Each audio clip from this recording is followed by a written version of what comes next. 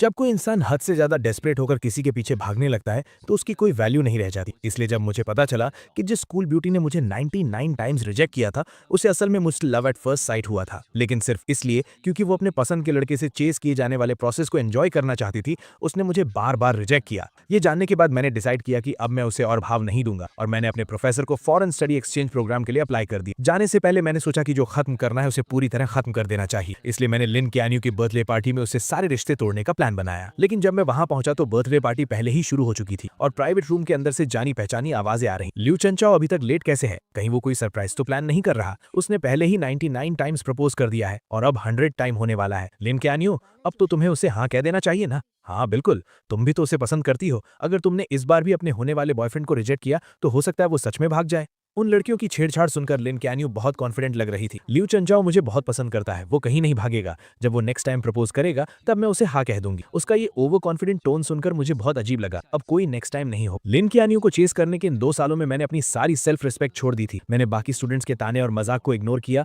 और हर रोज उसे खुश करने के लिए नए नए तरीके आजमाए, लेकिन मेरे सच्चे प्यार का कभी कोई जवाब नहीं मिला। मैंने कई बार गिव अप करने का भी सोचा और न जाने कितनी रातें अकेले रोते हुए गुजारी, लेकिन अगले दिन मैं फिर से हिम्मत जुटाकर उसके पीछे लग जाता था। यहाँ तक कि उसके करीब रहने के लिए मैंने उस फॉरेन एक्सचेंज स्टूडेंट प्रोग्राम को भी लगभग छोड़ ही गया था, जिसे पाना बहुत मुश्किल था। जब तक कि उस दिन मैंने गलती से लिन कैन्यू का फोन नहीं देख लिया। तब मुझे पता चला कि लिन कैन्यू को भी मुझसे लव एट फर्स्ट साइट हुआ था। उसने मेरा contact name dear husband save किया हुआ था और उसकी गैलरी में मेरी हजारों फोटोज थी। लेकिन ये जानने के बाद कि वो भी मुझे पसंद करती है, मुझे बिल्कुल भी खुशी नहीं हुई, बल्कि मुझे बहुत गुस्सा आया और सब कुछ एक मजाक लगने लगा। मैं थक चुका हूँ, मैंने हार मान ली है। अब मैं बस जाना चाहता हूँ और लिन कैन्यू की दुनिया से हमेशा के लिए गायब होना चाहता हूँ। जैसे ही मैंने दरवाजा खोला, रूम के अंदर की बातें अचानक रुक गईं। सबने बड़ी चालाकी से मुंह घुमा लिया और दूसरी बातें करने लगे, जैसे उन्होंने मुझे देखा ही ना हो। लिन कैन्यू ने भी अपनी ड्रिंक उठाई और गेम में शामिल हो गई। उसने एकदम कोल्ड सा फेस बना रखा था और मेरी तरफ देखा तक नहीं। मैंने उसकी तरफ देखा और मुझे मानना पड़ा कि उसकी एक्टिंग सच में कमाल की थी। पूरे रूम के लोगों के मुझे इग्नोर करने पर भी मुझे बिल्कुल बुरा नहीं लगा।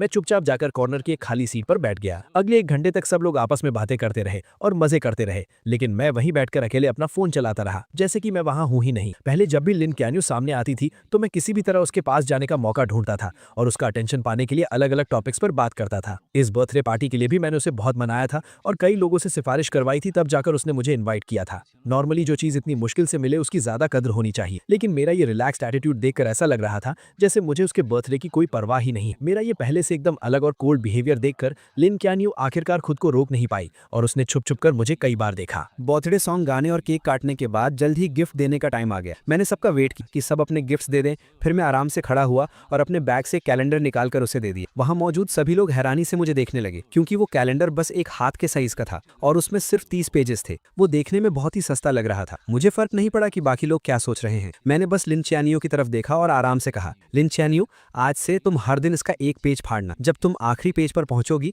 तो तुम्हारे लिए एक सरप्राइज होगा और वही मेरा तुम्हारे लिए लेट बर्थडे गिफ्ट है। ये सुनते ही उसके कुछ रूममेट जोर जोर से हंसने लगे। 100th टाइम प्रपोज करने का प्लान है क्या? तुम में सच में बहुत हिम्मत है। 2 साल हो गए और तुम अभी भी लगे हुए हो। तुम सच में चियानियो को बहुत पसंद करते हो ना? उनकी इन बातों को सुनकर लिन चियानियो ने भी यही सोचा कि ये 100th प्रपोजल का काउंटडाउन कैलेंडर है। उसके होंठों पर हल्की सी स्माइल आई, लेकिन उसने तुरंत उसे छुपा लिया और फिर से अपना कोल्ड फेस बना लिया। मैंने बस ये कहा था कि जब तुम 100 टाइम्स प्रपोज कर लोगे तब मैं इसके बारे में सोचूंगी। मैंने ये नहीं कहा था कि मैं पक्का हाँ कह दूंगी। मुझे पता था कि वो सब गलत समझ रहे थे। आखिरी पेज फाड़ने वाला दिन मेरे प्रपोज करने का दिन नहीं था, बल्कि वो दिन था जब मैं उसकी दुनिया से पूरी तरह गायब होने वाला था। मैंने कुछ एक्सप्लेन नहीं किया, बस हल्का सा हंसा और बोला, लिन चियानियो, मैं इतने टाइम से तुम्हारे पीछे हूँ लेकिन तुम्हें इंप्रेस नहीं कर पाया। मैं सच में जानना चाहता हूँ कि आखिर तुम्हारा आइडियल टाइप कैसा है। मेरे ये पूछते ही पूरा रूम शांत हो गया और सब उसकी तरफ एक अजीब सी नजरों से देखने लगे। लिन चियानियो ने मेरी तरफ घूर कर देखा, कुछ सेकंड्स तक चुप रही और फिर धीरे से बोली, मेरा आइडियल टाइप। उसने अभी बात शुरू ही की थी कि बंद दरवाजा अचानक खुला और सबका अटेंशन उस तरफ चला गया। सबकी नजरों के सामने जू यानशु एक बहुत ही ब्यूटीफुली पैक्ड बॉक्स लेकर अंदर आई। लिन चियानियो के चेहरे पर एक प्यारी सी स्माइल आ गई। Happy birthday चियानियो। लिन चियानियो की नजरें इस विश के साथ जू यानशु पर टिक गई। उसने अपनी उंगलियों से धीरे से टेबल को नॉक किया और अपनी अधूरी बात पूरी करते हुए बोली, मेरा आइडियल टाइप बेशक एक चेयरफुल और क्लीन लुक वाला हैंडसम गाय है। दरवाजे से अंदर आते ही ऐसी बातें सुनकर जू यानशु के चेहरे पर खुशी आ गई। वो जल्दी से उसके पास गई, अपना केयरफुली प्रिपेयर्ड गिफ्ट उसे दिया और उसे वहीं पर ओपन करने की जिद करने लगी। पल भर में ही सबका ध्यान भटक गया और किसी ने उस टॉपिक पर पर आगे बात नहीं की। उन दोनों को लोगों से घिरा हुआ देखकर मैंने कोई उदासी नहीं दिखाई, बल्कि मैं बहुत ही कामली वापस अपनी जगह पर जाकर बैठ गया। पूरी रात लिन च्यानियो जहां भी गई, जू यानशु हमेशा उसके साथ रही। वो दोनों हंस बोल रहे थे, एक दूसरे की ड्रिंक्स शेयर कर रहे थे और एक ही केक का पीस खा रहे थे। मैं चुपचाप उनकी ये क्लोजनेस देखता रहा और मेरे दिमाग में कई पुरानी यादें ताज़ा हो गई। हालांकि लिन च्यानियो किंगडा की स्कूल ब्यूटी है और उसके बहुत चाहने वाले हैं, लेकिन वो हमेशा लड़कों से दूर ही रहती है। उसका इकलौता एक्सेप्शन जू यानशु है, जिसके साथ वो बचपन से बड़ी हुई है। वो उसके बिखरे बालों को सेट करती है, क्लासेस में उसके साथ बैठती है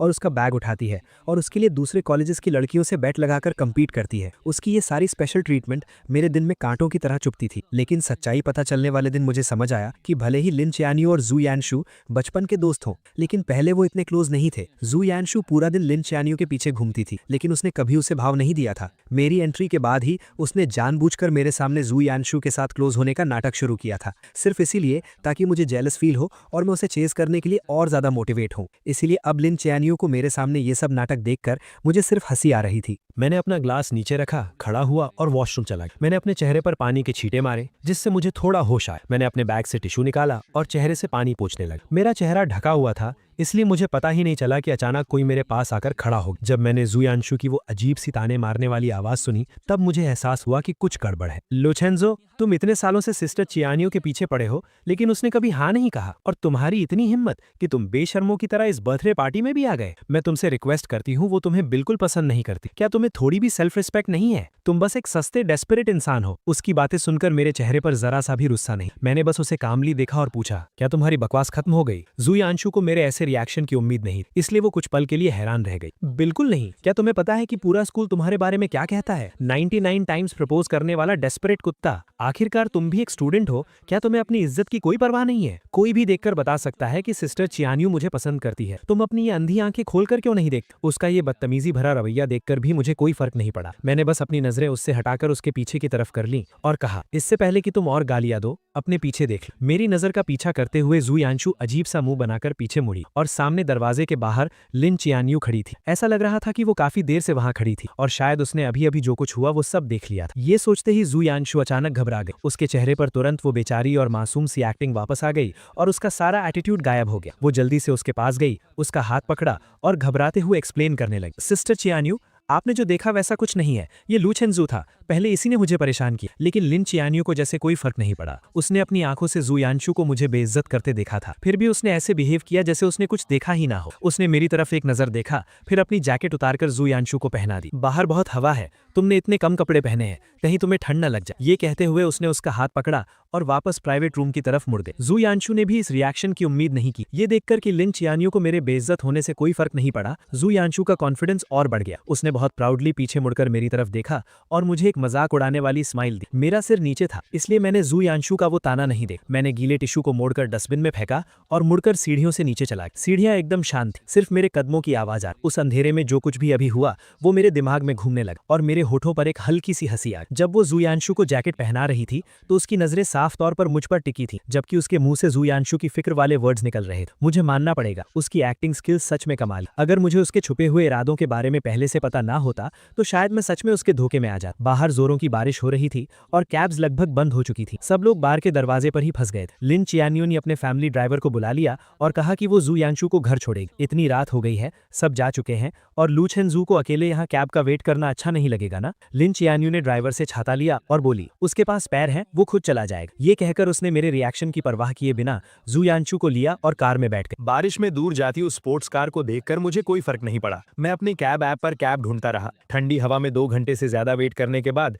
जब बारिश थोड़ी रुकी, तब आखिरकार एक ड्राइवर ने मेरी राइड एक्सेप्ट की। जब मैं घर पहुंचा तो रात के 2 बज चुके थे। मैं अपने दरवाजे पर गया, पासवर्ड डाला और जैसे ही दरवाजा खुला, सामने वाला दरवाजा भी खुला। आगे से जल्दी आया करो, तुम्हारे दरवाजा खोलने की आवाज बहुत तेज है, मेरी नींद खराब होती है। मैंने देखा कि उसने अभी तक अपने कपड़े भी चेंज नहीं किए थे। मुझे सब समझ आ गया और मैं मनी मन हंसा। मैंने बस यूं ही बोला और सीधा मुड़कर अपने रूम में चला गया। मैंने लाइट्स ऑन की और दरवाजा बंद कर लिया। जब मैंने जूते चेंज कर लिए तब बाहर से दरवाजा जोर से बंद होने की आवाज आई। मैंने उस पर ध्यान नहीं दिया, अपने कपड़े उतारे, एसी ऑन किया और ब्लैंकेट ओढ़कर सोफा पर लेट गया। ये अपार्टमेंट मैंने 6 महीने पहले स्पेशली तब खरीदा था जब मुझे किसी से पता चला कि लिन चियानियो अपने हॉस्टल से बाहर शिफ्ट हो गई है। उसे चेस करने के लिए मैं भी यहाँ मूव हो गया और उसका नेबर बन गया। सुबह ब्रेकफास्ट देना, रात को गुड नाइट बोलना, हर रोज उससे मिलने के नए नए बहाने ढूंढना, ये सब मैं सिर्फ उसे इंप्रेस करने के लिए करता था। लेकिन मैं उसकी कितनी भी परवाह कर लूं, वो हमेशा मुझे इग्नोर ही करती थी। लेकिन जब मुझे उसके सीक्रेट के बारे में पता चला, तब मुझे समझ आया कि वो हमेशा बस इग्नोर करने का नाटक कर रही थी। जैसे आज रात वो बहुत पहले घर आ चुकी थी, उसने अपने कपड़े तक चेंज नहीं किए थे क्योंकि वो मेरी सेफ्टी को लेकर परेशान थी, इसलिए वो सोई नहीं। लेकिन मुझे देखते ही वो जानबूझकर उल्टी सीधी बातें करने लगी। मैं उसके इस मुंह पर कुछ और दिल में कुछ वाले नाटक से थक चुका था और अब मैं उसके इस नाटक का हिस्सा नहीं बनना चाहता था। मैंने अपना फोन निकाला, रियल एस्टेट ऐप ओपन किया और इस अपार्टमेंट की सेल लिस्टिंग डाल दी। क्योंकि मैंने जाने का फैसला कर लिया था, तो अब सब कुछ पूरी तरह से खत्म करना ही सही था। अगली सुबह एजेंट घर चेक करने आई। मैं नींद में उठा, दरवाजा खोला और उसे घर की सारी डिटेल्स बता दी। सब देखने के बाद मैं उसे बाहर छोड़ने ही वाला था कि सामने वाला दरवाजा खुल गया। लिन चियान्यू कार की कीज लेकर बाहर जा रही थी। मेरे साथ एक अनजान औरत को देखकर उसकी भौएं अचानक सिकुड़ गईं। ये कौन है? ये मेरी कजन सिस्टर है, कुछ सामान देने आई थी। मैंने बिना किसी झिझक के झूठ बोल दिया। मेरे पास खड़ी एजेंट हैरानी से मुझे देखने लगी, लेकिन वो बहुत प्रोफेशनल थी, इसलिए उसने मेरा झूठ पकड़ा नहीं और एक बहाना बनाकर वहां से चली गई। मैं वापस रूम में गया, कपड़े चेंज किए और स्कूल जाने का प्लान बनाया। लेकिन जैसे ही मैं मुड़ा, एलिवेटर के सामने कोई खड़ा था और रास्ता रोक रखा था। मैंने सिर उठाकर देखा तो वो लिन चियान्यू थी। मुझे थोड़ा अजीब लगा, क्या वो अभी बाहर नहीं जा रही थी? वो अभी तक गई क्यों नहीं? लिन चियान्यू ने मेरी आंखों में वो कंफ्यूजन देखा और थोड़ी ऑकवर्ड होते हुए बोली, आज मैं तुम्हें स्कूल ड्रॉप कर दूंगी। मुझे समझ नहीं आ रहा था कि आज वो एक अलग इंसान की तरह बिहेव क्यों कर रही है, तो मैंने सिर हिलाकर मना कर दिया। लेकिन वो किसी बीमार इंसान की तरह मुझे ड्रॉप करने की जिद करने लगी। उसने बहुत से बहाने बनाए, लेट होने से लेकर रास्ते में पढ़ने तक। जब लगा कि वो एनवायरनमेंट सेव करने वाला बहाना भी देने ही वाली है, तो मैं उससे बहस नहीं कर पाया। मैं और टाइम वेस्ट नहीं करना चाहता था, इसलिए मैं मान गया। पूरे रास्ते हम दोनों ने एक शब्द भी नहीं बोला। कार के अंदर एकदम सन्नाटा था। उसे मेरी बकबक सुनने की आदत थी। अब मुझे इतना शांत देखकर लिन चियान्यू को बहुत अजीब लग रहा था और उसके मन में एक हैरानी सी थी। ऐसा लग रहा था कि ये उसका वहम नहीं है। मैं इन कुछ दिनों में सच में बदल गया हूँ और ये बदलाव उसे अंदर ही अंदर घबरा रहा था। जब हम स्कूल पहुंचे, मैंने अपनी सीट बेल्ट खोली, बस थैंक यू कहा और पहले ही बाहर निकल गया। मैं तेजी से स्कूल गेट के अंदर गया और मैंने नोटिस किया कि वहां से गुजरने वाला हर इंसान मुझे एक बहुत अजीब नजर से घूर रहा है। यही लू चेंजू है। हाँ, वही जो ट्रेंडिंग टॉपिक में है। कितनी शर्म की बात है। ये अजीब बातें सुनकर मैंने जल्दी से अपना फोन चेक किया और मुझे मेरे कुछ फ्रेंड्स के भेजे हुए लिंक्स दिखे। मैंने लिंक ओपन किया और देखा कि किसी ने लिन ख्यानयू को चेस करने की मेरी पूरी कहानी गॉसिप पेज पर डाल दी थी और वो ट्रेंड कर रही थी। उस चिंग द डेस्परेट डॉग वाले टाइटल को देखकर मैं एकदम हैरान रह गया। उस टाइटल के अंदर सबसे पॉपुलर पोस्ट वही थी जिसमें मेरे लिन ख्यानयू को चेस करने के सारे किस्से डिटेल में लिखे थे। हर एक छोटी चीज लिखी हुई थी, यहाँ तक कि मेरे लव लेटर्स का कॉन्टेंट भी पब्लिक कर दिया गया था। दूर से मैंने देखा कि स्कूल नोटिस बोर्ड के सामने बहुत सारे लोग जमा। उस बोर्ड पर मेरे लिखे हुए लव लेटर्स चिपकाए गए और वो भीड़ उन पर हंसते हुए मजाक उड़ा रही। अरे बाप रे, तुम्हारी आंखों में डूब जाना कितना क्रिंजी है। 99 लव लेटर्स। ये लव स्ट्रक लोग कितने डरावने होते हैं। क्या ये चिंगदा का नंबर 1 जीनियस नहीं है? ये इतना डेस्परेट कैसे हो सकता है? ये बेइज्जती भरे ताने सुनकर मेरा दिल बैठ। मैं सीधा भीड़ के बीच घुसा और एक एक करके सारे लेटर्स फाड़ने लगा। जब मैं आखिरी लेटर फाड़ रहा था, तभी मेरे कानों में जू यानशु की तीखी और कड़वी आवाज, सिस्टर ख्यान्यू, लू चेंजू ने आपको इतनी बार प्रपोज किया है, आपको उसके लिए कितनी फीलिंग्स है? लिन ख्यान्यू की आवाज हमेशा की तरह एकदम ठंडी थी। उसने सिर्फ एक शब्द, जीरो। दोनों मेन कैरेक्टर्स को मौके पर देखकर और मुझे सरेआम इस तरह बेइज्जत होते हुए देखकर भीड़ की हंसी और भी तेज और बेकाबू हो गई। कुछ तमाशा देखने वालों ने जानबूझकर मुझे ताना मारते हुए पूछा, लू चेंजू, तुमने 99 टाइम्स प्रपोज किया और बदले में तुम्हें जीरो मिला, क्या तुम्हें और मेहनत नहीं करनी चाहिए? तुम्हारा नेक्स्ट प्रपोजल कब होने वाला है? हम सब भी देखने आएंगे और तुम्हें कुछ टिप्स भी देंगे, कैसा रहेगा?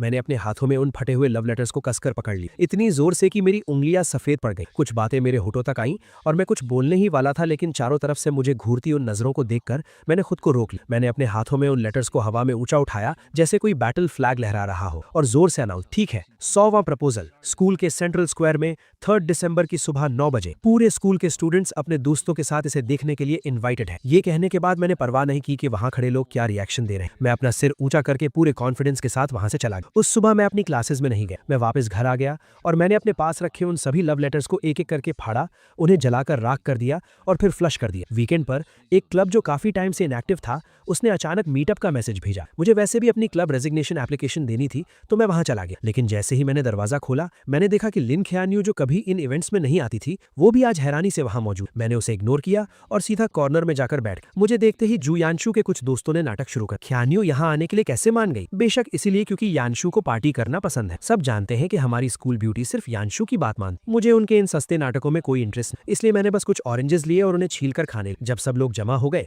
तो प्रेसिडेंट ने गेम शुरू करने की अनाउंसमेंट। मुझे कोई इंटरेस्ट नहीं था, लेकिन मुझे जबरदस्ती खींचा गया और मुझे बिना मन के इस बोरिंग ट्रूथ और डेयर गेम को खेलना पड़ा। 7-8 राउंड्स के बाद आखिरकार लिन ख्यान यू हार गई। सब लोग एक्साइटमेंट भी चिल्लाने लगे। लिन स्कूल ब्यूटी को डेयर मिला है, कमरे में मौजूद किसी भी ऑपोजिट जेंडर को 3 मिनट तक किस करना। जल्दी बताओ स्कूल ब्यूटी ये डेयर पूरा करने के लिए किसे सिलेक्ट कर। मुझे पता था कि वो मुझे नहीं चुनेगी और मुझे फर्क भी नहीं पड़ता था कि वो किसे चुनती। मैं बस अपना सिर नीचे किए अपने हाथ में रखे डाइस के साथ खेलता रहा और बिल्कुल मेरी उम्मीद के मुताबिक लिन ख्यान यू ने जू यानशु को चुना। लेकिन उसने एक शर्त रखी कि कमरे की सारी लाइट्स बंद कर दी जाएं। कमरे में घुप अंधेरा था और सिर्फ सांसों की आवाजें सुनाई दे रही। 3 मिनट बाद लाइट्स ऑन हो। लिन क्यान्यू आकर अपनी जगह बैठ गए, लेकिन जोयांशु वहीं खड़ी हैरान थी और उसका चेहरा उतरा हुआ था क्योंकि लिन क्यान्यू ने उसे किस नहीं किया था। मैंने बस एक नजर उसकी तरफ देखा, तभी प्रेसिडेंट ने नेक्स्ट राउंड शुरू करने को कहा। मैंने अपने हाथ की 3 डाइस बिना सोचे समझे फेंक दी। बदकिस्मती से तीनों डाइस पर 1 आया, जो सबसे लोवेस्ट स्कोर था। मैंने बिना कुछ कहे कार्ड्स के पाइल से एक कार्ड निकाला और वो वही सेम डेयर था, बिल्कुल सेम पनिशमेंट। पल भर में कमरे के सभी लोग एक्साइट हो गए और उनकी नजरें मेरे,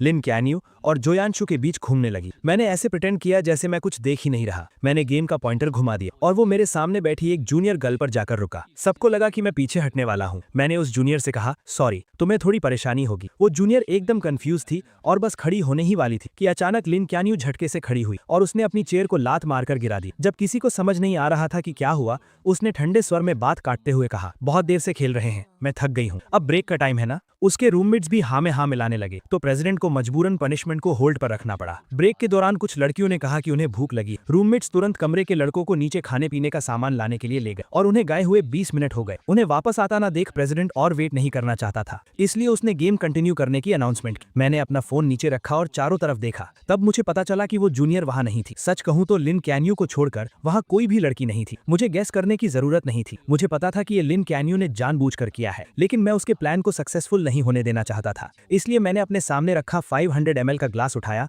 और सबकी तरफ इशारा किया। मैंने जिस पार्टनर को सिलेक्ट किया था वो जा चुका, इसलिए गेम के रूल्स के हिसाब से मैं ड्रिंक खत्म करके अपनी पनिशमेंट पूरी करूंगा। ये कहने के बाद मैंने बिना कोई एक्सप्रेशन बदले पूरा ग्लास एक सांस में खत्म कर दी। लिन क्यान्यू को उम्मीद नहीं थी कि मैं उसे चुनने के बजाय ड्रिंक पीना चूज करूंगा। उसका चेहरा तुरंत गुस्से से डार्क हो गया। उसने मेरी तरफ देखा जिसका चेहरा अब लाल हो रहा था और अपने हाथ में पकड़े डाइस को इतनी जोर से दबाया कि उससे आवाज आने लगी। आधे लोगों के चले जाने के बाद गेम में कोई मजा नहीं बचा था, इसलिए वो पार्टी वहीं खत्म हो गई। मैं नशे में झूमता हुआ सबके जाने का वेट करता रहा। फिर मैंने अपने बैग से क्लब रेजिग्नेशन एप्लीकेशन निकाली और प्रेसिडेंट को दे दी। दीवार के सहारे मैं नीचे जाने की कोशिश करने लगा। मैं सीढ़ियों के पास पहुंचा ही था कि मुझे धुंधला धुंधला जोयांशु दिखाई दी। मैं उसे इग्नोर करके साइड से निकलने ही वाला था कि उसने मेरा हाथ जोर से पकड़ लिया। उसकी आंखों में बहुत गुस्सा था। अभी लाइट्स ऑन होने के बाद तुमने मुझे उस अजीब नजरों से क्यों देखा था? मैं तुम्हें बता दूं, भले ही सिस्टर क्यान्यू में मुझे किस नहीं किया, उसका भी एक रीजन था। वो मेरी रिस्पेक्ट करती है। उसकी बातें सुनकर मेरी हंसी छूटने ही वाली थी, लेकिन मुझे पता था कि इस वक्त मैं कुछ भी कहूं जोयांशु नहीं समझेगी, इसलिए मैंने बस अपना सिर हिलाया और कहा,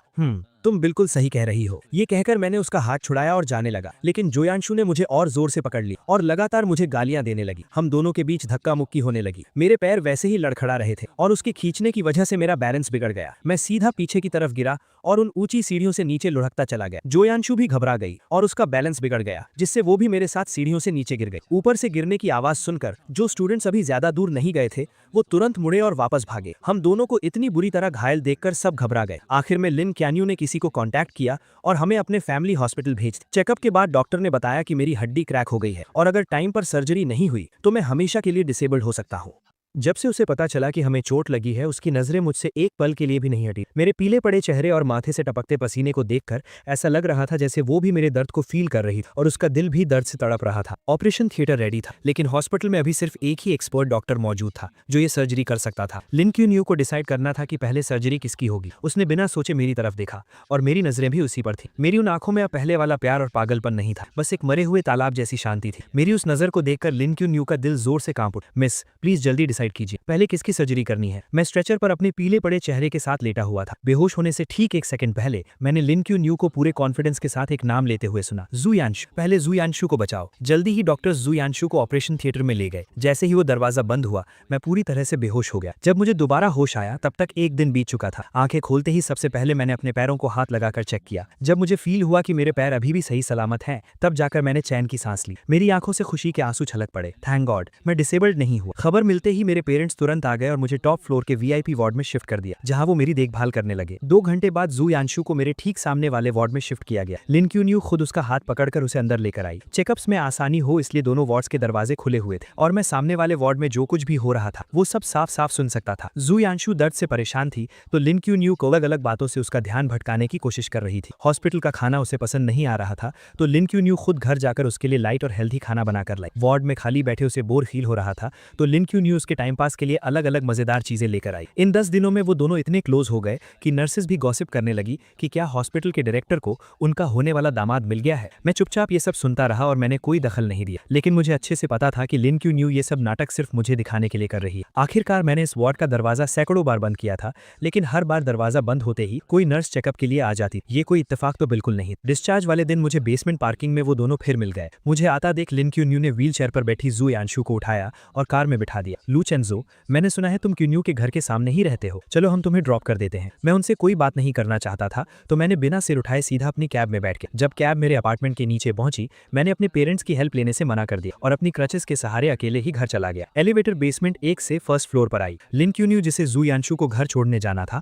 वो अचानक एलिवेटर के अंदर आ गई। हम दोनों ने एक दूसरे को देखा लेकिन किसी ने कुछ नहीं कहा। एलिवेटर 17th फ्लोर पर रुकी। लिन क्यून्यू दरवाजे के पास खड़ी थी और बाहर नहीं जा रही, इसलिए मुझे अपनी क्रचेस के सहारे थोड़ा घूमकर पहले बाहर निकलना पड़ा। मैं धीरे चल रहा था लेकिन मेरे पीछे आ रही लिन क्यून्यू मुझसे भी धीरे चल रही। मैं फील कर सकता था कि उसकी नजरें मुझ पर ही टिकी थी। जब मैं दरवाजे पर पहुंचा मैंने पासवर्ड डालना चाहा लेकिन अचानक मेरी क्रच जमीन पर गिर गई। मुझे दीवार के सहारे धीरे धीरे नीचे झुकना पड़ा। जैसे ही मैंने अपनी क्रच पकड़ी अचानक मेरे सामने एक परछाई सी आई। लिन क्यानयू भी नीचे बैठ गई थी, शायद मेरी क्रच उठाने के लिए, लेकिन जैसे ही उसकी नजर मुझसे मिली उसने अपना हाथ पीछे खींच लिया और अपने खुले हुए शूलेस बांधने का नाटक करने लगी। मेरे चेहरे पर एक मजाक उड़ाने वाली स्माइल आ गई। मैंने अपनी क्रच उठाई, धीरे धीरे खड़ा हुआ और रूम के अंदर चला गया। घर पर लंबे समय तक रेस्ट करने के बाद फाइनल एग्जाम्स का टाइम आ गया। हालांकि मुझे जल्द ही विदेश जाना था लेकिन अब मैं थोड़ा चल सकता था, इसलिए मैंने एग्जाम पोस्टपोन करने की एप्लीकेशन नहीं दी और एग्जाम देने चला गया। लेक्चर हॉल में बहुत सीढ़ियां थी और मेरे पैरों की चोट अभी पूरी तरह ठीक नहीं हुई थी, इसलिए मैं बीच में फर्स्ट रो में बैठ गया। थोड़ी देर में लिन क्यानयू जू यांशु को सहारा देकर अंदर लाई। मुझे देखते ही जू यांशु ने तुरंत नाटक शुरू कर दिया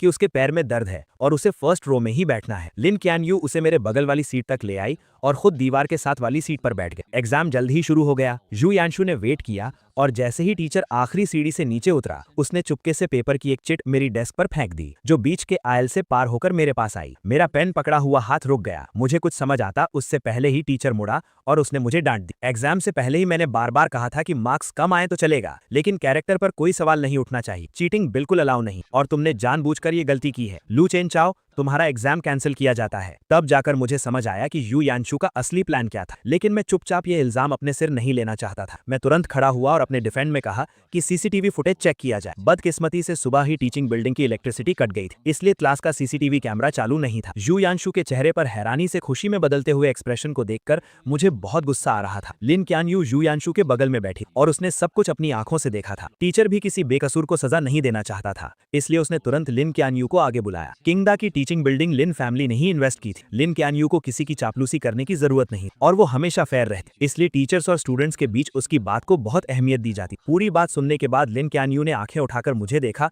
और फिर बहुत ही कामनेस के साथ बोली, जिसने चीटिंग की वो यू यांशु नहीं है। उसके ये कहते ही मेरे ऊपर लगा इल्जाम पक्का हो। लू चेनचाओ, अब तुम्हारे पास क्या बहाना है? तुमने चीटिंग की, उसे एक्सेप्ट भी नहीं कर रहे और उल्टे अपनी क्लासमेट पर इल्जाम लगा रहे हो। तुम सच में सुधरने वाले नहीं। तुम्हारे पिछले मार्क्स भी कहीं चीटिंग से तो नहीं आए थे? कुछ भी हो जाए इस बार मैं इसे पूरे स्कूल में अनाउंस करके तुम्हें पनिश करूंगा। मैं अपनी जगह पर ही खड़ा रह गया। मुझे ऐसा लगा जैसे मैं किसी बर्फ की खाई में गिर गया। मुझे लगा था कि सही और गलत के बीच फैसले के वक्त लिन क्यानयू हमेशा अपने प्रिंसिपल्स को फॉलो करेगी, इसलिए मैंने उसका नाम लिया। लेकिन मुझे बिल्कुल उम्मीद नहीं थी कि सब कुछ अपनी आंखों से देखने के बावजूद वो यू यांशु को बचाने के लिए झूठ बोलेगी। अब मैं कितनी भी सफाई दे दूं सब बेकार था। मैंने लिन क्यानयू को गहरी नजरों से देखा और बिना एक शब्द कहे वहां से चला गया। मेरी उन लाल आंखों को देखकर लिन क्यानयू अचानक घबरा गई। वो बिना सोचे मेरे पीछे आई और मेरा रास्ता रोक। लू चेनचाओ, मुझे पता है इस मामले में गलती यांशु की थी, लेकिन वो बहुत सेंसिटिव है। मैं नहीं चाहती कि लोग उसके बारे में बातें बनाएं। उसने मुझे एक बार भी सॉरी नहीं कहा, बस यू यांशु को डिफेंड करने में लगी हुई थी। मुझे तो शक होने लगा था कि उस दिन जो फोटोज मैंने देखी थी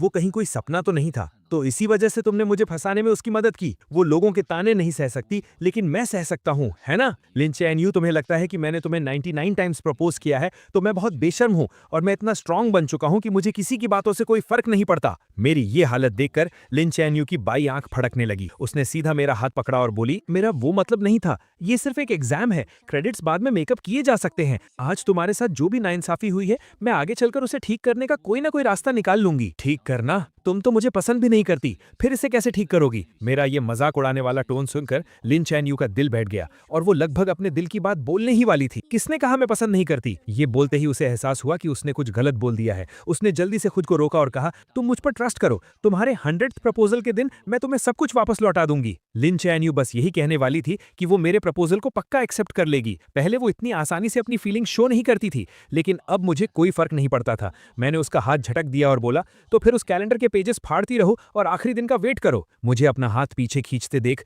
लिन चैन-यू भी हैरान रह गई और आखिरकार उसकी आवाज थोड़ी सॉफ्ट हो गई। ठीक है, सिर्फ 3 दिन बचे हैं, मैं तुम्हें जरूर एक सेटिस्फैक्टरी जवाब दूंगी। मेरे जाने से 3 दिन पहले वो अपार्टमेंट जो मैंने सेल के लिए डाला था वो बिक गया। एजेंट कॉन्ट्रैक्ट लेकर आई और मैंने तुरंत साइन कर दिया। मैं 3 दिन बाद शिफ्ट हो जाऊंगा। इन कुछ दिनों में मैं घर का सारा सामान साफ कर दूंगा और नया ओनर तब यहाँ आ सकेगा। एजेंट ने डेट्स नोट की और मैं उसे एलिवेटर तक छोड़ने गया। दरवाजा खुलते ही लिन चैन-यू 2 बैग्स लिए बाहर आई। उसने कुछ देर तक एजेंट को घूर कर देखा और फिर बहुत पोलाइटली कहा, गुड मॉर्निंग। एजेंट ने भी हैरानी में रिप्लाई किया, गुड मॉर्निंग। एलिवेटर के नीचे जाने के बाद मैं मुड़कर अपने रूम में जाने ही वाला था कि अचानक लिन चैन-यू ने मुझे रोक लिया और अपने हाथ में पकड़ा एक बैग मेरी तरफ बढ़ा दिया। मैं बस वहां से गुजर रही थी। मैंने ये थोड़ा ज्यादा ले लिया है और मैं इसे खत्म नहीं कर पाऊंगी। क्या तुम थोड़ा ट्राई करना चाहोगे? मैंने उस बैग की तरफ एक नजर डाली। वो मेरे फेवरेट ड्राई फ्रूट्स थे। ये शॉप ईस्ट साइड में थी, जहां आने जाने में 2 घंटे लगते थे और वहां 1 घंटे की लाइन में लगना पड़ता था। वो स्पेशली मेरे फेवरेट स्नैक्स खरीदने गई थी और फिर उसे मुझे देने का बहाना ढूंढ लाई। मैंने बिना कुछ कहे वो बैग ले लिया,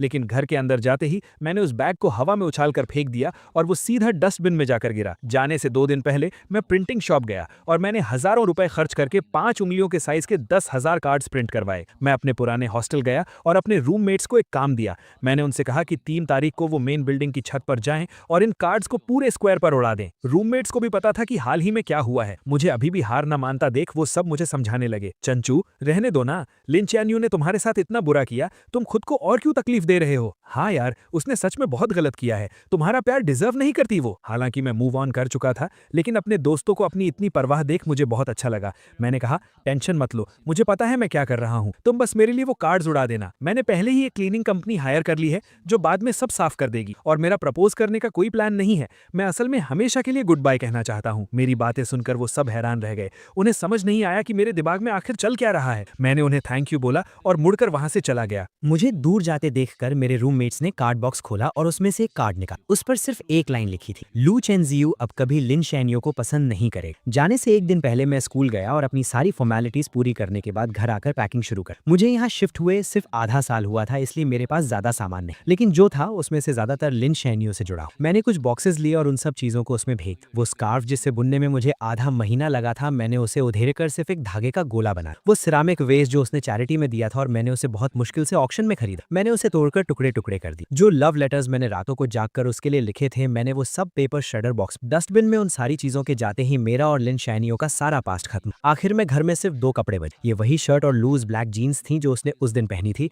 जब हम पहली बार मिले। मैंने माचिस जलाई और उन्हें जलाकर राख कर दी। जब मैं खड़ा हुआ तो मैंने देखा कि लिन चैन-यू कुछ ही दूरी पर खड़ी थी। मैंने बहुत कामली उससे कहा, बस कुछ फालतू का कचरा साफ कर, और मुड़कर अपस्टेयर्स चला। अगले दिन सुबह होते ही मैं सामने वाले दरवाजे की आवाजों से उठ गया। मैंने नींद में अपनी आंखें खोली और टाइम देखने के लिए अपना फोन उठाया। तभी मैंने नोटिफिकेशन बार में लगातार आते हुए ढेरों मैसेजेस देखे। मुझे समझने में थोड़ा टाइम लगा कि ये सारे मैसेजेस 20 से ज्यादा लोगों के ग्रुप से आ रहे हैं। 1 साल पहले लिन चैन-यू की पसंद जानने के लिए मैं चुपके से इस ग्रुप में जुड़ा था। मैं उस ग्रुप से लीव होना भूल गया और लिन चैन-यू को भी नहीं पता था कि मैं उस इतनी सुबह सुबह जो लोग बातें कर रहे थे वो लिन चैन-यू की हॉस्टल फ्रेंड्स थी। चैन-यू इतनी जल्दी उठ गई, कहीं ऐसा तो नहीं कि एक्साइटमेंट के मारे तुम रात भर सोई ही नहीं? ये भी कोई पूछने की बात। वो कल रात 11 बजे से ही तैयारी में लगी। क्या इस बार सच में तुम लू चेन-जियू का प्रपोजल एक्सेप्ट करने वाली हो? यहाँ तक स्क्रॉल करने के बाद मेरे हाथ रुक गए। मैंने देखा कि नीचे लिन चैन-यू ने एक लंबा सा मैसेज टाइप किया हुआ था। प्रपोजल एक्सेप्ट करने की बात नहीं है, हम दोनों एक दूसरे को पसंद करते हैं तो हमारा साथ आना तो वैसे भी तय। अब ये फालतू के सवाल मत, मुझे ये बताओ कि आज कौन सी ड्रेस ज्यादा अच्छी लगेगी, ये वाली या ये ये वाली। उसके भेजी गई दर्जनों ड्रेसेस की फोटोज देखकर ग्रुप में खलबली मच गई। हे भगवान, इतनी सारी तैयारियां! क्या ये हमारी वही कोल्ड स्कूल ब्यूटी है जो लड़कों से दूर रहती थी?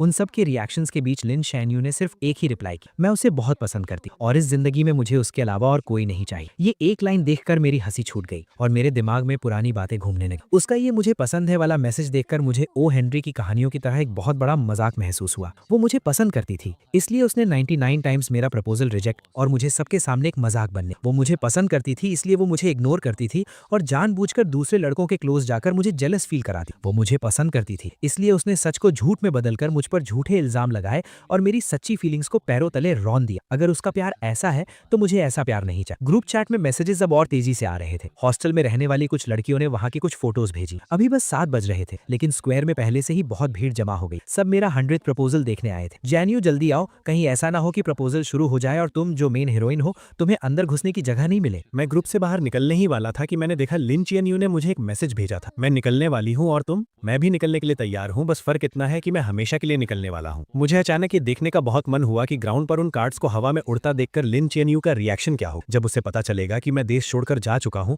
तो उसे कैसा फील होगा। लेकिन अफसोस, मैं वो सब नहीं देख पाऊंगा। आज के बाद लिन चियनयू से मेरा कोई लेना देना नहीं है। मैंने आराम से अपनी पैकिंग खत्म की, मुड़कर उस खाली रूम को देखा और फिर अपना फोन निकालकर लिन चियनयू के सारे नंबर्स और अकाउंट्स ब्लॉक कर दिए। ये सब करने के बाद मुझे इतनी शांति मिली जो मैंने पहले कभी फील नहीं की थी। मैंने अपना सूटकेस उठाया, मुड़कर दरवाजे से बाहर निकला और अपनी एक नई और बेहतरीन जिंदगी की तरफ कदम बढ़ा। 9 बजने में अभी 5 मिनट बाकी। स्क्वायर में इतनी भीड़ थी कि पैर रखने की भी जगह नहीं। यहाँ तक कि सिक्योरिटी गार्ड्स को भी ऑर्डर मेंटेन करने के लिए आना पड़ा। नीचे इतने सारे लोगों की भीड़ को देखकर मेरे रूममेट्स हैरान रह गए और खुशी से बातें करने लगे। इतने सारे लोग, इसका मतलब है जो भी होने वाला है वो तुरंत पूरे स्कूल में फैल जाएगा। ये अच्छा ही है, वरना चैन झू के जाने के बाद भी लोग पीठ पीछे उसके बारे में बातें करते रहेंगे। वो आपस में बातें कर ही रहे थे कि टाइम हो गया। 8:59 हो गए हैं, चैन झू पहुंच चुका होगा। जल्दी करो, जो कार्ड्स फेंकने वाले हैं और जो फोटोज क्लिक करने वाले हैं सब रेडी हो जाओ। हमें चैन झू के फ्लाइट में बैठने से पहले उसे ये नजारा जरूर दिखाना है। उनकी बात खत्म होते ही 9 बजे का अलार्म बज उठा। 2 लड़के राइट और लेफ्ट साइड में अपनी पोजीशन पर खड़े हो गए और विंडो पर रखे उन कार्ड्स के ढेरों को हवा में उड़ा दी। पल भर में ही वो सफेद कार्ड 16th फ्लोर की छत से हवा में तैरते हुए नीचे गिरने लगे। स्क्वायर में खड़े किसी कमजोर नजर वाले स्टूडेंट ने चिल्लाकर कहा, देखो स्नो गिर रही है, और सबने अपना सिर ऊपर उठा लिया। जैसे ही वो कार्ड्स नीचे गिरने वाले थे,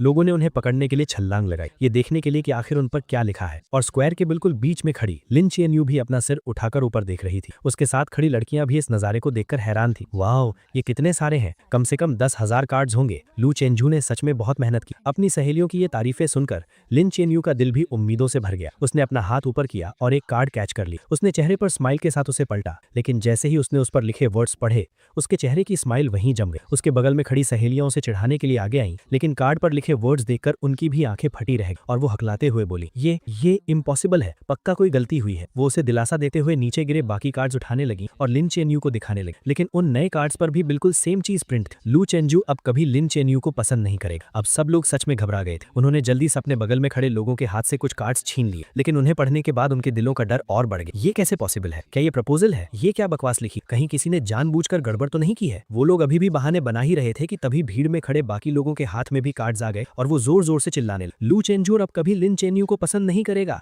अरे तो ये प्रपोजल नहीं था यार, सबको यहाँ बेवकूफ बनाकर बुलाया गया सिर्फ ये क्लियर करने के लिए। इतनी मेहनत से प्रमोशन किया, अब तो पूरे स्कूल को पता चल गया। लोगों की तेज होती इन आवाजों और बातों को सुनकर लिन चेनयू के चेहरे का रंग धीरे धीरे उड़ गया। उसे ऐसा लगा जैसे किसी ने उसका दिल जकड़ लिया हो। उसके दिमाग में ऑक्सीजन की कमी होने लगी और सब कुछ ब्लैंक हो गया। उसकी आंखों में सिर्फ हैरानी और डर साफ दिखा जा सकता था। स्क्वायर में खड़े हजारों लोग पंजों के बल उठकर उसका रिएक्शन देखने की कोशिश कर रहे थे और सबकी उम्मीदों के मुताबिक उसने अपने हाथ के कार्ड्स फेंक दिए और तेज कदमों से मेन बिल्डिंग की तरफ भागने लगे। तमाशा देखने वाले लोग भी तुरंत उसके पीछे पीछे जाने लगे। आखिरी कार्ड्स का बंडल नीचे फेंकने के बाद रूममेट्स भी जाने की तैयारी कर रहे, लेकिन जैसे ही वो दरवाजे के पास पहुंचे, सामने से लिन चैनयू आ गई। वो अपनी सहेलियों के साथ भागकर ऊपर आई थी और कुछ ही सेकंड्स में उनके पीछे तमाशा देखने वालों की भारी भीड़ भी वहां आ गई। लिन चैनयू को देखकर रूममेट्स ने तुरंत उसे ताना मारना शुरू कर दी। ओहो, तो ये हमारी चिंगडा की स्कूल ब्यूटी है ना? क्या तुम कहती नहीं थी कि लू चेन्झू तुम्हारे लायक नहीं है? तो फिर तुम इस बोरिंग से तमाशे में हिस्सा लेने क्यों आई हो? उनकी ये तानेबाजी सुनकर लिन चैनयू के हाथ कसकर मुट्ठी बन गए। उसका चेहरा गुस्से से लाल हो गया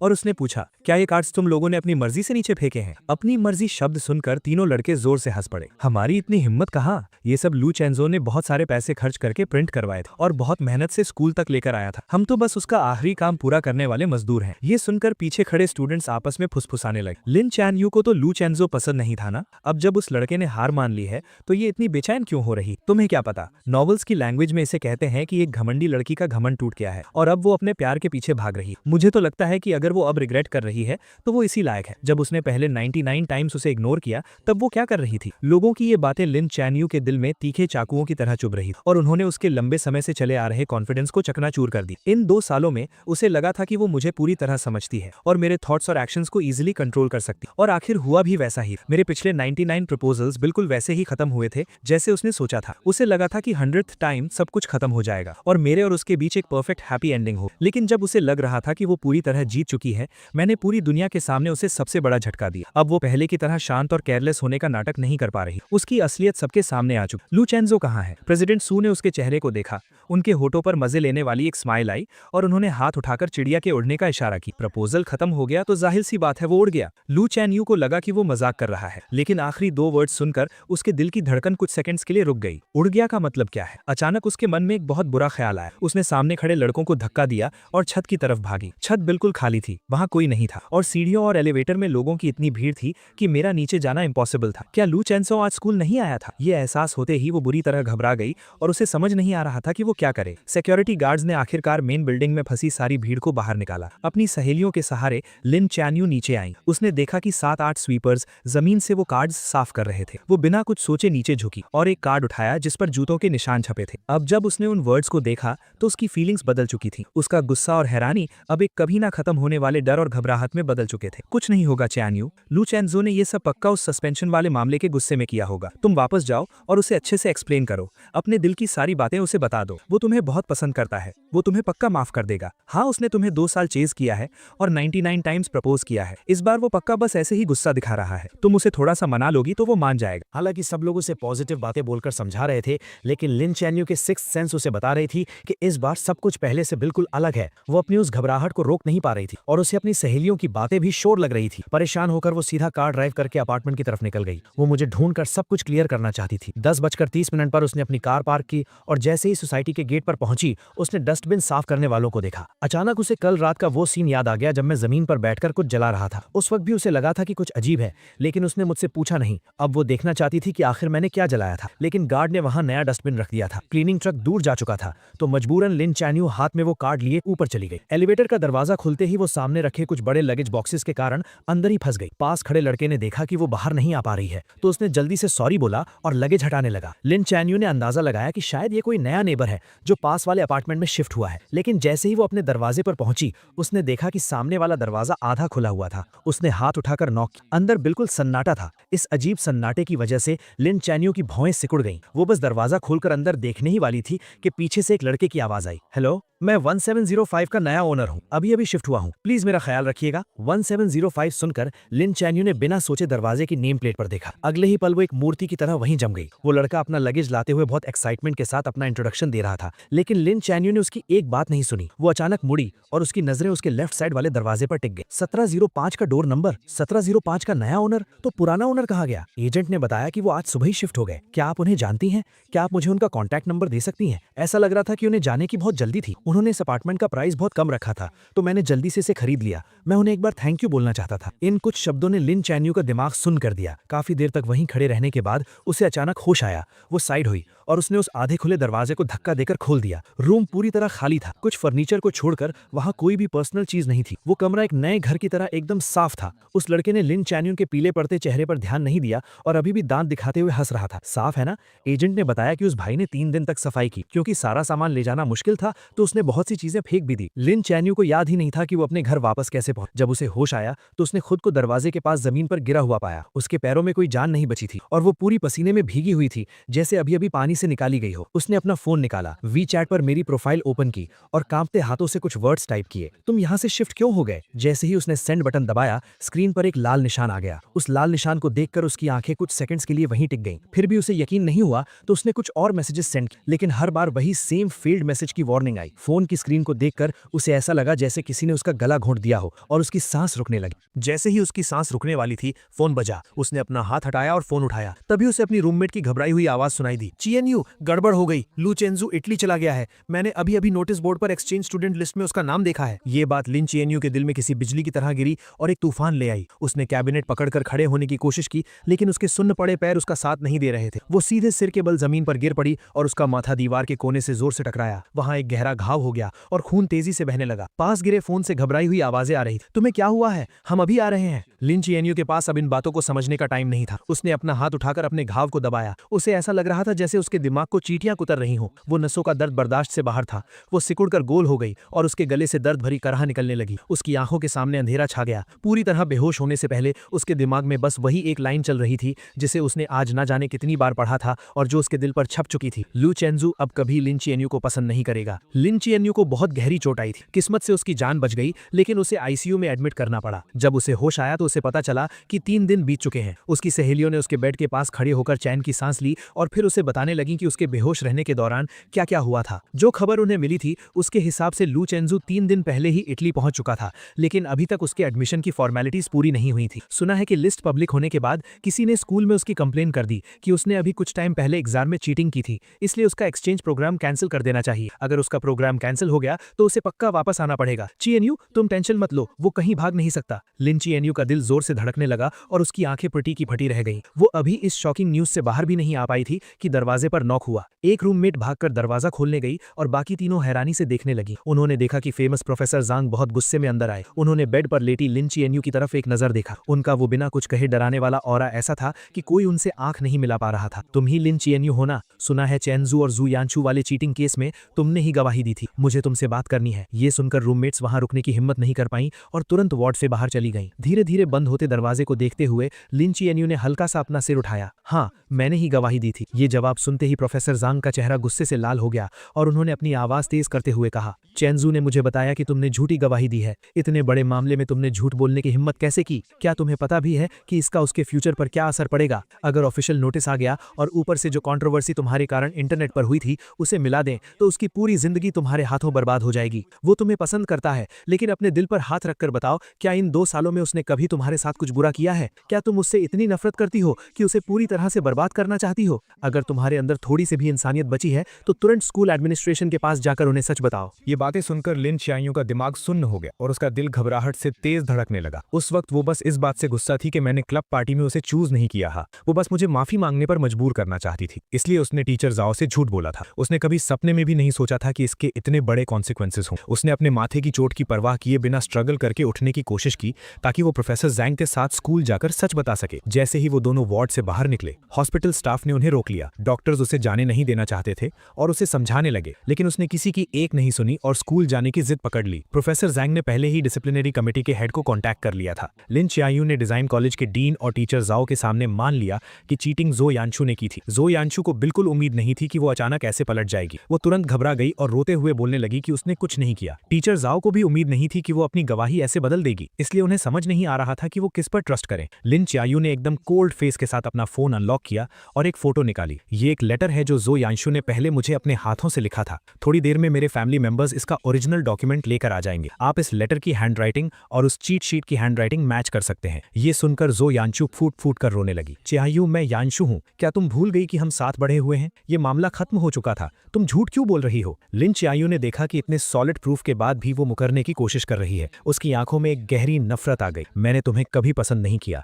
मैं बस पहले एक्टिंग कर रही थी। अब मेरा एक्टिंग करने का मन नहीं है तो जाहिर है कि मैं तुम्हें नहीं बचाऊंगी। अगर तुमने ये किया है तो तुम्हें अपने एक्शंस की रिस्पॉन्सिबिलिटी लेनी होगी। उसके इतना कहते ही लिन फैमिली के लोग वो ओरिजिनल लेटर लेकर आ गए। जब एक एक लेटर मैच किया गया तो ये साफ हो गया कि चीट शीट पर हैंडराइटिंग जो यानचू की ही थी। डिसिप्लिनरी कमेटी ने तुरंत एक मीटिंग बुलाई और पूरे स्कूल में सच अनाउंस करने का फैसला किया। क्योंकि इस इंसिडेंट का बहुत बुरा असर पड़ा था, इसलिए जो यानचू को स्कूल से एक्सपेल कर दिया गया और ये बात उसके परमानेंट रिकॉर्ड में डाल दी गई। जब सब कुछ सेटल हुआ तब तक अंधेरा हो चुका था। लिन चीएनयू दीवार का सहारा लेते हुए बाहर आई और उसने प्रोफेसर जैंग को रोका। प्रोफेसर जैंग, क्या चैंजू को पता है कि यहाँ क्या हुआ? हालांकि मामला पूरी तरह से सॉल्व हो गया था, लेकिन प्रोफेसर जैंग का गुस्सा अभी शांत नहीं हुआ था और वो अभी भी उससे चिढ़े हुए थे। वो लगभग एक्सपेल होने वाला था, तो उसे कैसे नहीं पता होगा? क्या तुम्हारे दिमाग में सच में चोट लग गई है? इस तरह डांट खाने के बाद लिन च्यायू को और भी बुरा लगा, लेकिन वो फिर भी कुछ पूछना चाहती थी। अब जब सब कुछ ठीक हो गया है, तो क्या वो वापस आएगा? ये एक्सचेंज प्रोग्राम पूरे डिजाइन कॉलेज में सिर्फ एक ही था और चैंजू ने इसे अपनी मेहनत से हासिल किया था। वो इटली में 3 साल तक अपनी स्टडीज पूरी करेगा और वापस आने के बाद उसका फ्यूचर बहुत ब्राइट होगा। वो वापस क्यों आएगा? और वैसे भी क्विंगडा में तुम्हारे जैसे लोग हैं, अगर वो वापस नहीं आएगा तो कम से कम उसे तकलीफ तो नहीं सहनी पड़ेगी। अगर मुझे पता होता कि वो इतना अंधा है कि तुम्हारी जैसी लड़की को पसंद करेगा, तो मैंने उसे उसी वक्त समझाया होता कि पार्टनर चुनते वक्त अपनी आंखें खुली रखनी चाहिए। जब मुझे प्रोफेसर जैंग का सब कुछ ठीक होने वाला कॉल आया, मैं बीच पर सन बात ले रहा था। मुझे नहीं पता कि प्रोफेसर ने लिन च्यायू से सच कैसे उगलवाया, लेकिन मैंने उन्हें दिल से थैंक यू कहा। प्रोफेसर जैंग ने मुझे कुछ और एडवाइस दी और फिर अपनी मीटिंग के लिए चले गए। मैंने अपने बगल में रखा जूस पिया और आराम से अपनी बीच चेयर पर लेट गया। 3 दिन पहले मैं इटली पहुंचा था और मेरा प्लान सीधा एडमिशन की फॉर्मेलिटीज पूरी करने का था, लेकिन स्कूल एडमिनिस्ट्रेशन ने वेरिफिकेशन के लिए चाइना कॉल किया और अचानक मुझे बताया कि मेरे एडमिशन में कोई प्रॉब्लम है और अभी प्रोसेस नहीं हो सकता। मैंने अपने रूममेट से पूछा, तब मुझे पता चला कि किसी ने छुपकर मेरी कंप्लेन की है। इसलिए मैंने प्रोफेसर जैंग को कांटेक्ट किया, उन्हें सारी बात बताई और उनसे हेल्प मांगी। हालांकि प्रोफेसर जैंग चिंगडा के बहुत रिस्पेक्ट वाले इंसान हैं, लेकिन मुझे पता था कि इस सिचुएशन को क्लियर करना बहुत मुश्किल होगा और मैं किसी भी तूफान का सामना करने के लिए रेडी था। सच कहूं तो लिन च्यायू से मिलने के बाद से मेरा स्ट्रेस सहने का लेवल बहुत बढ़ गया था। अब जब मैं एक्सपेल होने जैसी बड़ी प्रॉब्लम को फेस कर रहा था, तब भी मैं एकदम चिल था। यहाँ तक कि मैंने रातों रात ही फ्लाइट टिकट बुक की और वेकेशन के लिए बीच पर आ गया। अब जब सब कुछ सॉल्व हो गया था, तो मैं पूरी तरह से रिलैक्स हो गया और सोचने लगा कि वापस जाकर अपने एडमिशन के बचे हुए काम कब पूरे करूं। मैं फ्लाइट सर्च कर ही रहा था कि तभी हॉस्टल ग्रुप चैट पर एक नोटिफिकेशन आया, चेंजू अभी लिन च्यायू हॉस्टल आई थी और तुम्हारा कॉन्टैक्ट नंबर मांग रही थी। वो कह रही थी कि उसे माफी मांगनी है, लेकिन हम उसके धोखे में नहीं आने वाले, तुम टेंशन मत लो। हमने उसे एक नंबर भी नहीं दिया। तुम्हें नहीं पता वो अभी कितनी कमजोर और बीमार लग रही थी। उसके सिर पर पट्टियां बनी हुई थी। सुना है कि वो पिछले 2 दिन से आईसीयू में थी। सच में कर्मा इज रियल, वो इसी लायक है। इन मजेदार बातों को पढ़कर मेरे दिमाग में तुरंत वो सीन आ गया जब लिन च्यायू मेरा नया नंबर मांग रही होगी और उसे मना कर दिया गया होगा। मेरे होठों पर एक स्माइल आ गई। मैंने ग्रुप में एक बड़ा सा रेड एनवेलप भेजा और लिखा, इन दिनों मेरी हेल्प करने के लिए आप सबका बहुत बहुत थैंक यू। सब कुछ अच्छे से सॉल्व हो गया है। जब ये 3 साल पूरे हो जाएंगे और मैं चाइना वापस आऊंगा, तो मैं आप सबको ट्रीट दूंगा और पर्सनली थैंक यू कहूंगा। मिलान वापस जाने की सबसे अर्ली फ्लाइट बुक करने के बाद मैंने अंगड़ाई ली और खड़ा हो गया। मैं उस सॉफ्ट बीच पर चलते हुए अपने होटल की तरफ जाने लगा। इस बार एडमिशन का प्रोसेस एकदम स्मूथली हो गया, कोई प्रॉब्लम नहीं। मैंने अपने हाथ में ऑफिशियल स्टैंप लगे डॉक्यूमेंट्स और अपना नया स्टूडेंट आईडी कार्ड देखा और मेरे चेहरे पर एक सेटिस्फैक्शन वाली स्माइल आ गई। क्या आप हॉस्टल में रहेंगे या अपना अपार्टमेंट ढूंढेंगे? मैंने पहले ही एक अपार्टमेंट ढूंढ लिया है। मुझे इंटरनेशनल स्टूडेंट्स वाले क्राउडेड हॉस्टल्स में रहना पसंद नहीं है, इसलिए मैंने आने से पहले ही स्कूल के पास एक छोटा सा अपार्टमेंट खरीद लिया था। मैं तुरंत अपना लगेज लेकर वहां चला गया। वहां पहुंचने के बाद मैंने अपने सामने सीढ़ियां देखी और अपने भारी सूटकेस को उठाने की कोशिश की और एक लंबी सांस ली। मैं सोच ही रहा था कि क्या मुझे पैसे देकर किसी से हेल्प लेनी चाहिए कि तभी एक बहुत ही खूबसूरत लड़की मेरे पास आई। उसने इंग्लिश में मुझसे पूछा कि क्या मुझे हेल्प चाहिए। मैंने जल्दी से सिर हिलाकर हाँ कर दी। उस खूबसूरत लड़की ने मेरा लगेज उठाने में हेल्प की और हम सीढ़ियां चढ़ने लगे। रास्ते भर हम बातें करते रहे। अपार्टमेंट के दरवाजे तक पहुंचते पहुंचते हमने एक दूसरे को इंट्रोड्यूस भी कर दिया था। मैंने थोड़ा झुककर उसे थैंक यू कहा, लेकिन उसने अपनी लाल हो चुकी हथेलियां दिखाई और मजाक करते हुए बोली, मैंने तुम्हारी हेल्प की है, क्या सिर्फ एक थैंक यू काफी होगा? अगर तुम्हें प्रॉब्लम ना हो तो क्या तुम मुझे अपना बिजनेस कार्ड दे सकते हो? ये सुनकर मैं एक पल के लिए हैरान रह गया, लेकिन जल्द ही समझ गया कि मैंने अपनी पॉकेट्स में बहुत ढूंढा, लेकिन मुझे कोई कार्ड नहीं मिला। मैंने बहुत सॉरी फील करते हुए कहा, सॉरी मेरे पास कार्ड नहीं है। तभी उसने पता नहीं कहां से एक पेन निकाला और अपना हाथ मेरे सामने कर दिया। प्लीज अपना फोन नंबर मेरे हाथ पर लिख दो। मैं कुछ सेकंड्स के लिए झिझका, लेकिन फिर मैंने पेन लिया और उसके हाथ पर अपना नंबर लिख दिया। नए अपार्टमेंट में शिफ्ट होने के बाद मैं कई दिनों तक बिजी रहा और आखिरकार मैंने घर को अच्छे से सेट कर लिया। रात को मुझे एक मैसेज मिला कि इस बैच के सभी इंटरनेशनल एक्सचेंज स्टूडेंट्स की रिपोर्टिंग पूरी हो चुकी है और कल ऑडिटोरियम में एक वेलकम सेरेमनी होगी। मैंने टाइम नोट कर लिया और अगले दिन सुबह जल्दी घर से निकल गया। इन कुछ दिनों में जब भी मुझे फ्री टाइम मिलता था, मैं स्कूल में घूमता था, लेकिन स्कूल बहुत बड़ा था और सारी बिल्डिंग्स एक जैसी ही दिखती थी, इसलिए मैं रास्ता भूल गया। टाइम होने ही वाला था और मैं किसी से रास्ता पूछने ही वाला था कि अचानक मेरा फोन बज उठा। एक अननोन नंबर था। कुछ सेकंड सोचने के बाद मैंने पिक कर ली। मुझे एक बहुत ही जानी पहचानी आवाज सुनाई दी, लेकिन मैं याद नहीं कर पा रहा था कि ये किसकी आवाज है। मैं अभी कंफ्यूज ही था कि अचानक पीछे से किसी ने मेरे कंधे पर हाथ रखा। मैंने पीछे मुड़कर देखा तो वो सिल्विया थी, वही खूबसूरत लड़की जिसने कुछ दिन पहले मेरी हेल्प की। वो स्माइल करते हुए मुझे हाय कह रही थी और उसका फोन अभी भी उसके कान पर था। तब मुझे समझ आया कि ये उसका नंबर था। मेरे चेहरे पर एक सरप्राइज भरा एक्सप्रेशन रिएक्शन आ गया। हम दोनों एक साथ हंस पड़े। तुम कहाँ खोए हुए हो? मैंने सच सच बता दिया कि मैं रास्ता भटक गया हूँ। ऑडिटोरियम का नाम सुनकर उसने तुरंत कहा कि उसे भी वहीं जाना है और वो मुझे रास्ता दिखा सकती है। मैं भी वहीं जा रही हूँ, चलो मैं तुम्हें ले चलती हूँ। मुझे उस पर कोई शक नहीं हुआ। हम दोनों एक भूल भुलैया जैसे कॉलेज कैंपस में घूमते हुए हंसते बोलते जा रहे थे। करीब 10 मिनट चलने के बाद सिल्विया ने सामने वाली बिल्डिंग की तरफ इशारा करते हुए कहा, हम पहुंच गए। मैंने अपना फोन निकालकर चेक किया और वो बिल्डिंग बिल्कुल वैसी ही लग रही थी जैसी एलुमनाई ने फोटो में भेजी थी। मैंने जल्दी से हाथ हिलाकर सिल्विया को थैंक यू कहा। ये वेलकम सेरेमनी 2 घंटे तक चली। जब मैं ऑडिटोरियम से बाहर आया तो मेरी कमर दर्द करने लगी। मैं सोच ही रहा था कि लंच कहाँ करूं, तभी अचानक मेरे सामने कोई आ गया। सिल्विया ने स्माइल करते हुए मुझे हाय कहा और मेरे लंच प्लान के बारे में पूछा। मैं खुद इस बात को लेकर परेशान था। उसने मेरी परेशानी समझ ली और एक रेस्टोरेंट सजेस्ट करते हुए मुझे साथ चलने के लिए इनवाइट किया। मैं मान गया और उसके साथ स्कूल से बाहर निकल गया। जब हम रेस्टोरेंट के दरवाजे पर पहुंचे तब मैंने देखा कि ये एक चाइनीज रेस्टोरेंट है। मेरी आंखों में थोड़ी हैरानी दिखी। क्या तुम मुझे चाइनीज फूड खिलाना चाहती हो? क्या तुम्हें ये खाना पसंद आएगा? मैंने सुना है कि तुम लोगों को यहाँ का खाना जल्दी सूट नहीं करता। मैं चाहती थी कि आज हमारा लंच बहुत अच्छा रहे और मैं भी चाइनीज फूड ट्राई करना चाहती थी, इसलिए मैंने ये रेस्टोरेंट सेलेक्ट किया। मुझे उम्मीद नहीं थी कि वो इतनी केयरिंग होगी, इसलिए मैं उसकी बात टालना नहीं चाहता था। तो ठीक है, यही रेस्टोरेंट सही रहेगा। मैं भी यहाँ का होस्ट ही हूँ, तो ये मील मेरी तरफ से होगा। मुझे उम्मीद है कि तुम्हारा पहला चाइनीज फूड एक्सपीरियंस बहुत अच्छा रहे। हम बातें करते हुए रेस्टोरेंट के अंदर गए और एक सीट ढूंढकर बैठ गए। सिल्विया के चीयरफुल और पुनाइट नेचर की वजह से हमारा लंच बहुत मजेदार रहा। हमने ईस्ट और वेस्ट के कल्चर डिफरेंसेस के बारे में बात और स्कूल में होने वाली मजेदार चीजों पर डिस्कस किया। हम बहुत जल्दी अच्छे दोस्त बन गए। लंच के बाद सिल्विया मुझे मेरे अपार्टमेंट तक छोड़ने आई। जाते वक्त उसके चेहरे पर एक उदासी सी। क्या मैं तुम्हें इस वीकेंड एक आफ्टरनून टी के लिए इनवाइट कर सकती हूँ? वीकेंड पर मौसम बहुत अच्छा था, इसलिए मैं खुशी खुशी चला गया और सिल्विया के साथ एक गार्डन कैफे में बैठकर बातें करने लगा। झील के पास से सफेद कबूतरों का एक झुंड उड़ता हुआ आया और एक पंख धीरे से मेरे सिर पर आ गिरा। सिल्विया ने देखा और हंसते हुए उसे हटाने के लिए खड़ी हुई। हम दोनों एक दूसरे के बहुत करीब और दूर से देखने पर ऐसा लग रहा था जैसे हम बहुत क्लोज हों। मैंने अपनी हंसती हुई आंखें ऊपर की और कहा,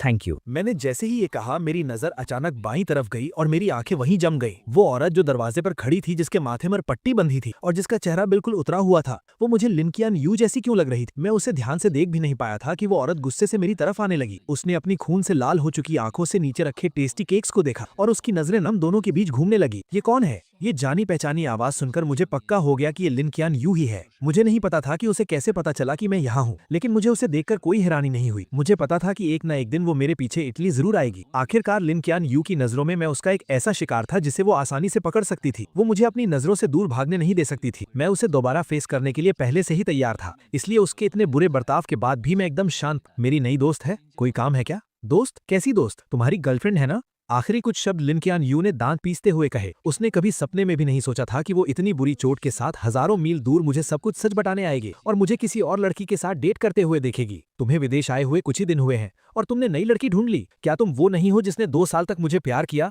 और 99 टाइम्स रिजेक्ट होने के बाद भी हार नहीं मानी? क्या ये तय नहीं हुआ था कि 100 टाइम हम साथ होंगे? वो अपनी बात से क्यों मुकर गया? तुमने अपने वादे तोड़ दिए। मैंने उसे कुछ भी बोलने का मौका नहीं दिया। पुरानी बातें दोबारा छेड़ने का कोई फायदा नहीं है। तुम्हारे पीछे भागना सच में कोई इज्जत की बात नहीं थी। अगर मैं भूल गया तो क्या हुआ? क्या मुझे भूल नहीं जाना चाहिए था? तुम्हारे पास इस खूबसूरत चेहरे के अलावा और कुछ भी नहीं है। अब मुझे तुम में कोई इंटरेस्ट नहीं है और मैं कुछ नया ट्राई करना चाहता हूँ। क्या इसके लिए भी मुझे तुमसे परमिशन लेनी पड़ेगी? मेरी इन बातों ने लिन कियान यू की बोलती बंद कर दी। वो मुझे हैरानी से देखने लगी। उसकी आंखों में सिर्फ शक था। चेंसू, इन कुछ दिनों में तुम्हारे साथ क्या हुआ है? हमने तो तय किया था ना। इन दिनों मेरी लाइफ बहुत अच्छी चल रही है। मैं अच्छा खा रहा हूँ, पी रहा हूँ, अच्छी नींद ले रहा हूँ और तुम्हारी मेहरबानी से मेरे पास घूमने का भी टाइम है। लेकिन तुम्हारे अचानक आ जाने से मुझे बहुत गुस्सा आ रहा है। अगर तुम्हें मेरी बात समझ आ रही है तो प्लीज इस कैफे से बाहर चली जाओ। सच कहूं तो तुम मेरी और इस ब्यूटीफुल लेडी की डेट खराब कर रही हो। ये कहते वक्त मेरा टोन एकदम हल्का था, जैसे मैं जो कह रहा हूं वो बिल्कुल नॉर्मल बात हो। मेरे इस कोल्ड एटीट्यूड को देखकर लिन कियान यू का पहले से उतरा हुआ चेहरा और भी सफेद पड़ गया। तब जाकर उसे एहसास हुआ कि अब सच में सब कुछ उसके कंट्रोल से बाहर जा चुका है।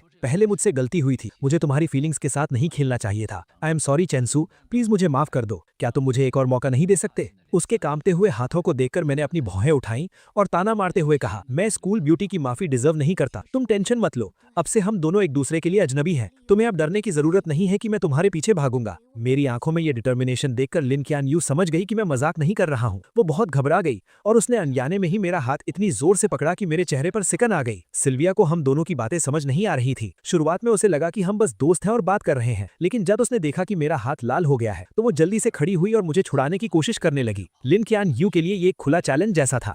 उसने बिना सोचे सिल्विया का हाथ झटक दिया। सिल्विया धक्का लगने से कुछ कदम पीछे लड़खड़ाई। लिन कियान यू ने उसे बहुत ठंडी नजरों से घूरा और मेरा हाथ पकड़कर मुझे अपने साथ खींचने लगी। सिल्विया ने दीवार का सहारा लेकर खुद को संभाला। जब उसने देखा कि मैं उसके साथ नहीं जाना चाहता तो उसने आकर सीधा लिन कियान यू के मुंह पे थप्पड़ जड़ दिया और अगले ही पल दोनों आपस में बुरी तरह लड़ने लगी। बहुत से कस्टमर्स डर गए कि कहीं उन्हें भी चोट ना लग जाए, इसलिए वो बाहर भागने लगे। सेकंड फ्लोर पर मौजूद ओनर ने तुरंत पुलिस को कॉल कर दिया। पुलिस ने आकर उन दोनों को अलग किया जो गुस्से में पागल हो चुकी थी और दोनों को पुलिस स्टेशन ले गई। लिन कियान यू के सिर की पट्टी खुल गई थी जिससे उसका वो भयानक घाव दिखने लगा था। उसे देखकर पुलिस को भी डर लग रहा था और उन्हें लगा कि सिल्विया एक बीमार इंसान के साथ मारपीट कर रही थी। सिल्विया बार बार खुद को डिफेंड कर रही थी और चोट खाई लिन कियान यू भी पीछे नहीं हट रही थी। वो जिद कर रही थी कि पहले सिल्विया ने हाथ उठाया था। दोनों काफी देर तक बहस करती रहीं। पुलिस के कान पक गए लेकिन उन्हें समझ नहीं आया कि किसकी गलती है। आखिरकार हार मानकर उन्हें इकलौते चश्मदीद गवाह यानी मुझसे पूछना पड़ा, क्या आप बता सकते हैं कि वहां असल में क्या हुआ था? ये सवाल सुनते ही दोनों तुरंत मुड़ी और बहुत उम्मीद से मेरी तरफ देखने लगी। मैंने बिना किसी झिझक के अपना हाथ उठाया,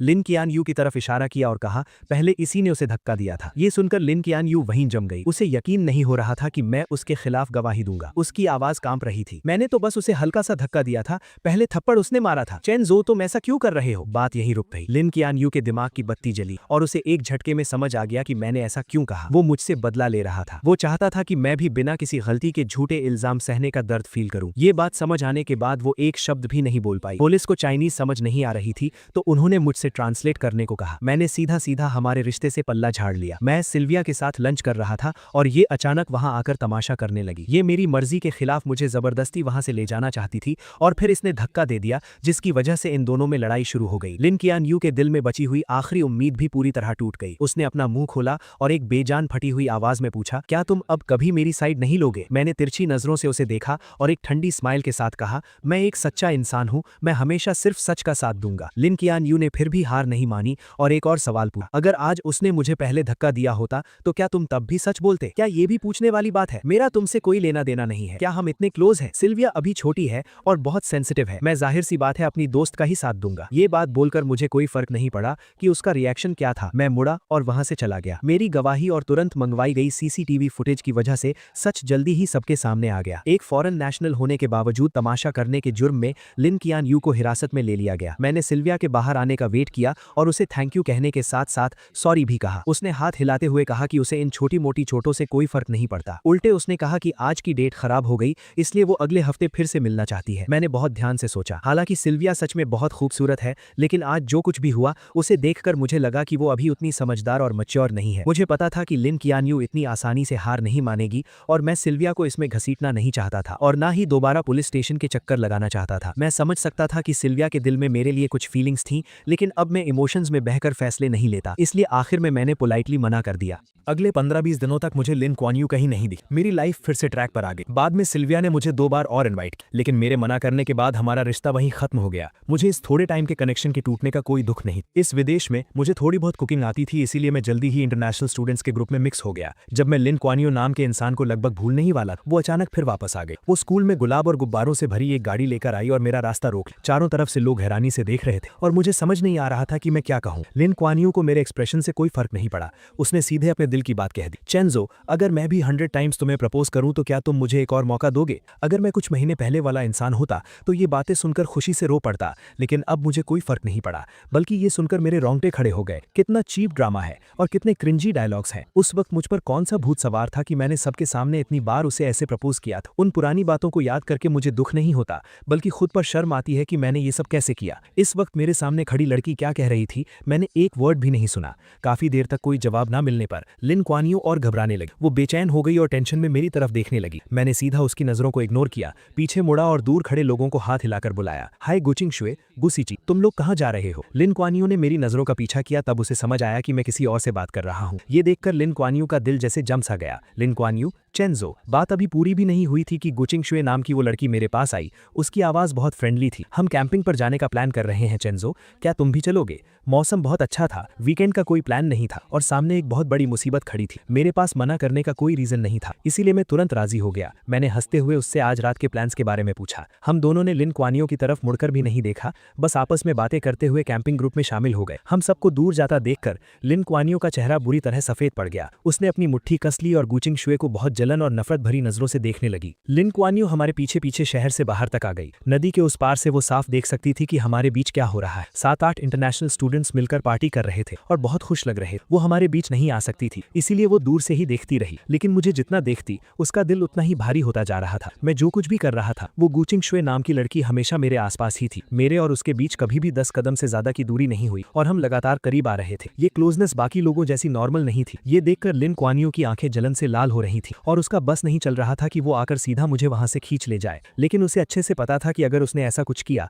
तो मुझे बहुत गुस्सा आएगा। वो नहीं चाहती थी कि हमारा रिश्ता और खराब हो, इसीलिए वो आग में घी डालने वाला कोई काम नहीं कर सकती थी। उसे अपने दिल को जला रही उन सभी फीलिंग्स को दबाना पड़ा और खुद को काम रहने के लिए मनाना पड़ा। उसने लगातार 6 घंटे तक सब कुछ बर्दाश्त किया। धीरे धीरे अंधेरा होने लगा। हमने बॉनफायर जलाई और बहुत मजे से पार्टी कर रहे थे। वहां बहुत शोर था और मुझे इतनी आवाज की आदत नहीं थी, इसलिए मैं ताजी हवा खाने अकेले नदी के पास चला गया। मौका देखकर लिन क्यानियो मेरे पास आ गई। चेंजो, मुझे तुमसे कुछ बात करनी है। आज मेरा मूड बहुत अच्छा था, लेकिन फिर भी मुझे उसे देखकर अच्छा नहीं लग रहा था, इसलिए मेरी टोन थोड़ी रूखी थी। सॉरी, मुझे कुछ नहीं सुनना। ये बोलकर मैं जाने ही वाला था कि लिन क्यानियो घबरा गई। उसने सीधा मेरा हाथ पकड़ लिया। उसकी आंखों में एक रिक्वेस्ट थी, मुझे बस कुछ मिनट्स दे दो। चेंजो, कुछ बातें हैं जो मैं बहुत पहले से कहना चाहती थी। ये सुनकर मैंने आखिरकार सिर उठाकर उसकी तरफ देखा। मेरा एक्सप्रेशन बहुत अजीब था। बहुत पहले से क्या बात? कहीं ये वो बकवास तो नहीं कि तुम्हें मुझसे 2 साल पहले ही लव एट फर्स्ट साइट हो गया था? आखिरी बात कहते हुए मेरी आवाज में एक मजाक उड़ाने वाला टोन था। लिन क्यानियो को लगा जैसे उस पर बिजली गिर गई हो और वो सुन्न पड़ गई। उसने कभी सपने में भी नहीं सोचा था कि वो सीक्रेट जो उसने इतने अच्छे से छुपा कर रखा था वो मेरे मुंह से सुनेगी। मुझे कोई फर्क नहीं पड़ा कि वो कैसा फील कर रही है। मेरे चेहरे पर वो ताने वाली स्माइल और गहरी हो गई। लिन क्यानियो, जरा खुद सोचो, जो तुम बोल रही हो, मेरी बात छोड़ो, क्या कोई और इंसान, यहाँ तक कि तुम खुद भी इस बात पर यकीन करोगी? ऐसा कौन सा वन साइडेड लव है जो 2 साल तक एकदम परफेक्टली छुपाया जा सके? अपनी सेल्फ रिस्पेक्ट और ईगो को सेटिस्फाई करने के लिए अपने क्रश का प्रपोजल 99 टाइम्स सबके सामने कौन रिजेक्ट करता है? और हर मुश्किल और परेशानी के वक्त अपने पसंद के इंसान को बार बार दुश्मनों की साइड में कौन खड़ा करता है? क्या ये प्यार है? मुझे तो लगता है कि ये बहुत गहरी नफरत है। मेरे ये ताने सुनकर लिन क्यानियो का दिमाग सुन्न हो गया। उसने इन सब बातों को डिनाई करने की पूरी कोशिश की, लेकिन आखिर में वो खुद को डिफेंड करने के लिए एक वर्ड नहीं बोल पा। उसके मुंह से बस कुछ बेजान शब्द निकले, नहीं चेंजो, मैं सच में तुम्हें पसंद करती हूँ। मेरे आसपास के सब लोग ये बात जानते हैं, वो सब मेरे लिए गवाही दे सकते हैं। जब मुझे ही ये बात नहीं पता थी तो तुम किसे पसंद करती हो इससे मुझे क्या फर्क पड़ता है? वैसे भी मेरे पर्सपेक्टिव से तुमने शुरू से लेकर आखिर तक सिर्फ जो यानशु को ही पसंद किया है। तुम उसी के पास जाओ और उसे अपने सच्चे प्यार के बारे में बताओ, अपने दिल की बातें उससे शेयर करो। तुम दोनों एक साथ बहुत अच्छे लगते हो और सच कहूं तो शुरू से लेकर आखिर तक तुम लोगों ने मुझे बहुत डिस्गस्टेड फील कराया है। मेरे चेहरे पर वो साफ दिखने वाली नफरत लिन क्यानियो के बर्दाश्त के बाहर थी। उसकी बॉडी लगातार कांप रही थी, लेकिन फिर भी उसने मेरा हाथ नहीं छोड़ा। वो जिद में अड़ी थी कि वो मुझे जाने नहीं देगी। मेरे पास उसके साथ बहस करने का पेशेंस नहीं था। मैंने सीधा अपना हाथ खींचा और मुड़कर जाने लगा। जैसे ही मेरे और उसके हाथ अलग हुए, उसे लगा कि उसने अपना सब कुछ खो दिया है। उसके दिल में एक बहुत तेज दर्द उठा। उसके अंदर की सारी एनर्जी एक पल में खत्म हो गई और वो लड़खड़ाने लगी जैसे अभी गिर पड़ेगी। मैंने उसे बहुत खूबसूरती से इग्नोर किया और हल्के कदमों से वापस क्राउड के बीच चला गया। मुझे लगा था कि सारी बातें क्लियर करने के बाद लिन क्यानियो हार मान लेगी, लेकिन जल्द ही मुझे समझ आ गया कि इस इंसान के दिमाग में कोई बात घुसती ही नहीं है। अगले कुछ महीनों तक मैं जब भी घर से बाहर निकलता वो मुझे 20 मीटर के अंदर ही दिख जाती थी। हर कुछ दिनों में वो कुछ ना कुछ चीजें लेकर मेरे सामने आ जाती और कहती कि वो मुझे प्रपोज कर रही है। 1 बार, 2 बार, तीसरी बार, मुझे तो काउंट भी याद नहीं रहा। उसकी इस पागलों वाली जिद पर मैंने कभी कोई रिएक्शन नहीं दिया। अगर मैं उसे इग्नोर कर सकता था तो इग्नोर कर देता, और जब हद पार हो जाती तो मैं पब्लिक न्यूसेंस के नाम पर उसे वहां से बाहर निकलवा देता। इन सब चीजों की वजह से पूरे स्कूल को लिन क्यानियो नाम के इंसान के बारे में पता चल गया था। सबको पता था कि वो पागलों की तरह मेरे पीछे पड़ी है, इसलिए वो जहां भी जाती लोग उस पर उंगलियां उठाते, लेकिन उसे कोई फर्क नहीं पड़ा। वो बस मेरी ही परछाई बनकर घूमती रही। उसे लगा कि अगर वो कोशिश करती रहेगी तो एक दिन वो मेरा दिल जीत लेगी, लेकिन रियलिटी उसकी सोच से बहुत अलग था। मैं उसके किसी भी एक्शन से इंप्रेस नहीं हुआ, बल्कि मैंने उसके सामने दूसरी लड़कियों के प्रपोजल भी एक्सेप्ट कर ली। लिन क्यानियो के पास सिर्फ बेबस होकर मुझे आसपास की लड़कियों के करीब जाते देखने के अलावा और कोई ऑप्शन नहीं। धीरे धीरे लिन क्यानियो को मुझे हमेशा लड़की लड़कियों से घिरे देखने की आदत पड़ने लगी। उसे मानना ही पड़ा कि मैंने सही कहा था, मैं कभी भी उसकी प्रॉपर्टी नहीं था। बार बार रिजेक्ट होने के बाद वो एकदम सुन्न पड़ चुकी। मैं कितनी भी कड़वी बात कह दूं या उसे कैसी भी नफरत भरी नजर से देखूं, उसे अब दर्द फील होना बंद हो गया। वो गिनती करती रही 1 से लेकर 50 तक। सर्दियां बीत गईं, स्प्रिंग आ गया और फिर अर्ली समर आ गया। उसे लगा कि दिन ऐसे ही शांति से कटते रहेंगे, 50 से 100 तक और शायद 101वीं बार भी। लिन कियानियो ने कभी हार मानने का नहीं सोचा। जब उसे लगने लगा था कि वो सब कुछ नॉर्मल तरीके से हैंडल कर सकती है, मैं एक लड़की का हाथ पकड़े उसके सामने आ गया। मैंने हंसते हुए आसपास के लोगों को बताया कि ये मेरी गर्लफ्रेंड है। उस पर लिन कियानियो को लगा जैसे आसमान टूटकर उसके सर पर गिर गया हो। उसने अपना सारा कंट्रोल खो दिया और सच जानने के लिए वो सीधा मेरे पास भागकर आने लगा। लेकिन वो मेरे पास पहुंच पाती उससे पहले ही पेट्रोलिंग कर रहे सिक्योरिटी गार्ड्स ने उसे रोक लिया। लोगों की उस दीवार के पीछे से उसने अपनी लाल आंखों के साथ पूरी जान लगाकर पूछा, क्यों? मेरी नजरें बस 1 सेकंड के लिए उस पर रुकी और मैंने बहुत नॉर्मल टोन में कहा, मैं जवान हूं, मेरे पास पैसे हैं और बहुत सारा फ्री टाइम भी, तो मैं ब्यूटीफुल लड़कियों के साथ डेट कर रहा हूं। इसमें क्या प्रॉब्लम है? प्यार कोई बुरी चीज थोड़ी है। इस वजह से लिन कियानियो बहुत दिनों तक डिप्रेशन में रही। वो बार में अकेले पीती रहती और हर रात पूरी तरह ड्रंक हो जाती। जब भी वो सुबह उठकर अपने आसपास के उस खालीपन को देखती तो वो खुद को उस दर्द में डूबने से रोक नहीं पाती। वो मेरे पास आना चाहती थी, मुझसे ब्रेकअप करने की भीख मांगना चाहती, लेकिन जब भी वो मेरे पास आती और मुझे मेरी नई गर्लफ्रेंड का हाथ पकड़े खुशी से हंसते हुए देखती तो उसमें आगे बढ़ने की हिम्मत ही नहीं बचती। आज आखिरकार लिन कियानियो वो सब फील कर पा रही थी जो मैंने फील किया था, लेकिन अब बहुत देर हो चुकी। उसने अपने फैमिली और फ्रेंड्स की कोई एडवाइस नहीं सुनी। वो एक प्रॉपर एंडिंग पाने की जिद में विदेश में ही रुक गई। गर्मियों की तपिश खत्म होते होते आखिरकार लिन कियानियो को मेरे ब्रेकअप की खबर मिल गई। वो मुस्कुराते हुए मेरे पास आई, मुझे दिलासा देना चाहती, लेकिन फिर से सब कुछ उसकी उम्मीदों के उलट हुआ। मेरे चेहरे पर दुख का कोई नामो निशान नहीं और मैं उसे उसी नजर से देख रहा था जैसे कुछ महीनों पहले देखता था। लिन कियानियो के चेहरे की स्माइल जम गई। उसने थोड़ा हिचकिचाते हुए पूछा, क्या तुम्हें कोई तकलीफ हुई है? मैंने एक बहुत पोलाइट स्माइल दी। हमने म्यूचुअली ब्रेकअप किया है, हम दोनों की मर्जी, इसमें क्या तकलीफ है? ये सुनकर लिन कियानियो का दिल थोड़ा शांत हुआ, लेकिन अगले ही सेकंड मेरी बात ने उसे चौंका दिया। और वैसे भी अगर मुझे कोई तकलीफ हुई भी होती तो वो उन 2 सालों की तकलीफ के सामने कुछ भी नहीं है। क्या तुमने वो सब खुद अपनी आंखों से नहीं देखा था? तो फिर यहाँ मगरमच्छ के आंसू बहाकर फेक सिंपैथी क्यों दिखा रही? मेरी आखिरी बातों ने लिन कियानियो को बेचैन कर दी। वो खुद को एक्सप्लेन करना चाहती थी, लेकिन मैंने उसे कोई मौका नहीं। मैं उन पुरानी बातों को एक्सप्लेन कर सकती। शेंचू बस करो, अब मुझे ये सब सुनकर इरिटेशन हो रही है। लिन कियानियो, मेरे सामने एक्टिंग करना बंद करो, ओके? अब मुझे तुम्हारी एक्टिंग देखने में कोई इंटरेस्ट नहीं। अगर तुम्हें अटेंशन चाहिए तो वापस चाइना जाओ और ज़ो यानशु और अपनी उन सहेलियों को ढूंढो, ठीक है? वो लोग खुशी खुशी तुम्हें सर आंखों पर बिठाएंगे। शोर मत करो। मेरी इन बातों से लिन कियानियो का चेहरा शर्म से लाल हो गया। मैंने उसे धक्का देकर साइड किया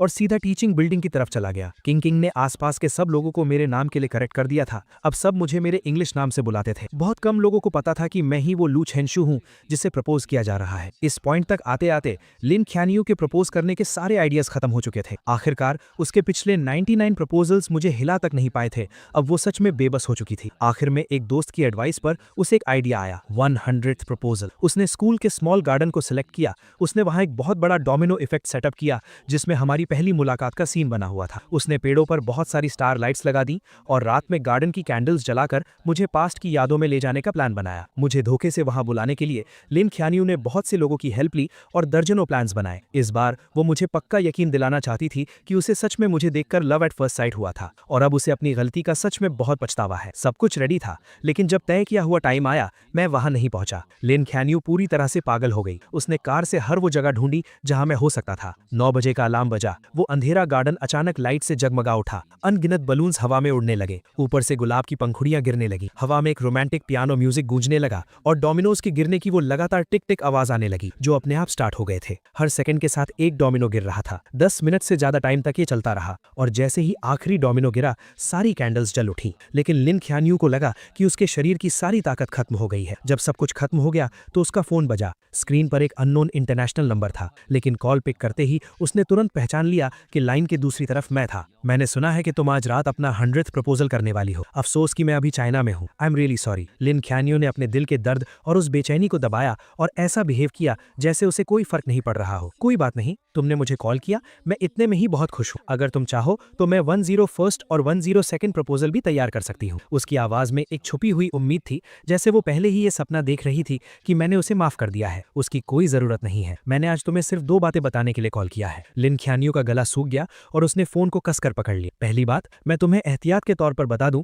कि अभी सर्दियां चल रही हैं और हवा बहुत रूखी है। अगर तुम्हारा नाटक खत्म हो गया हो तो गार्डन की वो सारी कैंडल्स जल्दी से बुझा देना, कहीं ऐसा ना हो कि आग लग जाए। ये सुनकर लिन ख्यानियो ने अपना सिर ऊपर उठाया और देखा कि एक सूखा पत्ता धीरे धीरे नीचे गिर रहा है। दूसरी बात, मैं तुम्हें गुड न्यूज देना चाहता था। मैं फिर से रिलेशनशिप में हूँ और ये गर्लफ्रेंड मेरी पिछली गर्लफ्रेंड से भी ज्यादा खूबसूरत है। तुम्हारे प्रपोजल्स 100th टाइम पर ही रुक सकते हैं। मेरी इन कुछ नॉर्मल सी बातों ने लिन ख्यानियो के दिमाग में अनगिनत गूंज पैदा कर दी। एक ही पल में उसे लगा जैसे उस पर किसी ने जादू कर दिया हो। उसके माथे पर एक बहुत तेज चुभने वाला दर्द होने लगा। उस भयानक दर्द में उसके शरीर में कोई जान नहीं बची। उसका फोन धड़ाम से नीचे गिरा और सीधा एक कैंडल स्टैंड पर जा लगा। कुछ ही सेकंड्स में गार्डन में बहुत तेज आग फैल गई, लेकिन उसने वहां से भागने या मदद के लिए चिल्लाने की कोई कोशिश नहीं की। वो एक मूर्ति की तरह वहीं खड़ी रही और उस गार्डन का एक हिस्सा बन गई। पूरी रात बीत गई। गार्डन के सारे पेड़ जलकर राख हो गए। शुक्र है कि किसी की जान नहीं गई। फायर फाइटर्स टाइम पर पहुंच गए और उन्होंने धुएं से बेहोश होने वाली लिन ख्यालियो को बचा लिया। हालांकि किस्मत से उसकी जान बच गई थी, लेकिन इस आग की घटना से चिंगडा स्कूल एडमिनिस्ट्रेशन बहुत गुस्से में था। उन्होंने स्ट्रिक्ट एटीट्यूड के साथ कहा कि वो इसके लिए जिम्मेदार इंसान को नहीं छोड़ेंगे। प्राइम सस्पेक्ट होने के नाते पुलिस ने लिन ख्यानियो को अरेस्ट कर लिया। जब लिन फैमिली को यह खबर मिली तो वो बहुत परेशान हो गए। उन्होंने उसे बचाने के लिए अपने सारे कनेक्शंस का इस्तेमाल किया, लेकिन क्योंकि ये एक इंटरनेशनल केस था,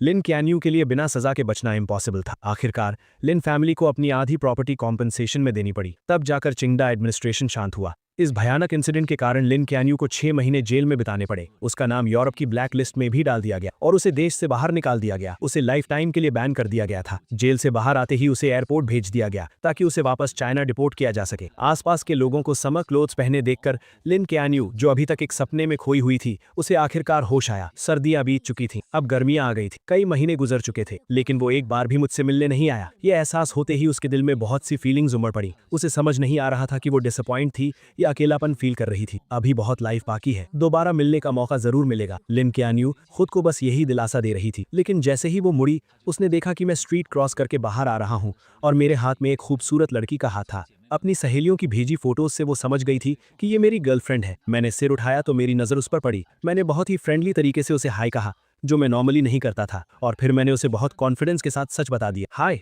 लॉन्ग टाइम नो सी, मैं अभी जर्मनी ट्रिप से वापस आया हूँ। तुम तो आखिरकार बाहर आ ही गई। वक्त सच में बहुत जल्दी बीत जाता है। मैं तुम्हें इंट्रोड्यूस करा दूं, ये मेरी नई गर्लफ्रेंड मोनिका है। चाइना वापस लौटने के बाद लिन ख्यानियो ने कुछ लोगों के थ्रू मुझे एक मैसेज भिजवाया था। उसने पूछा था कि क्या मैं ये सब एक्टिंग कर रहा हूँ या ये मेरा सच है। मैंने उसे कोई रिप्लाई नहीं दिया। अब तक मैं लिन ख्यानियो को पूरी तरह समझ चुका था। वो कहती थी कि वो मुझसे प्यार करती है, लेकिन असल में वो सिर्फ खुद से प्यार करती थी। उसके लिए मैं बस शो ऑफ करने वाला एक खिलौना था। विदेश में स्टडीज के दूसरे साल में मैंने हर मौके का फायदा उठाया और बहुत सारे कॉम्पिटिशन्स में हिस्सा लिया। दिन गुजरते गए और जल्द ही मेरे 3 साल का एक्सचेंज प्रोग्राम खत्म हो गया। मैं गोल्ड मेडल से भरा एक बॉक्स लेकर चाइना वापस आ गया। फ्लाइट से बाहर आते ही मैंने देखा कि मेरे पेरेंट्स और रूममेट्स हाथों में फूल लिए मेरा वेलकम करने के लिए खड़े हैं। जहां तक लिन ख्यानियो का सवाल है, मुझे पता है कि अब उसके पास मेरी लाइफ में दोबारा एंट्री करने का कोई मौका नहीं है। हम दोनों इस दुनिया की भीड़ में बस एक दूसरे के पास से गुजरने वाले 2 अजनबी हैं। हे दोस्तों, इस वीडियो को देखने के लिए आपका बहुत बहुत शुक्रिया। प्लीज इस वीडियो को लाइक और शेयर जरूर करें। तो प्लीज इस वीडियो को अपना पूरा सपोर्ट दें और ऐसी ही नई नई स्टोरीज के लिए चैनल को अभी सब्सक्राइब कर लें। मिलते हैं अगले वीडियो में।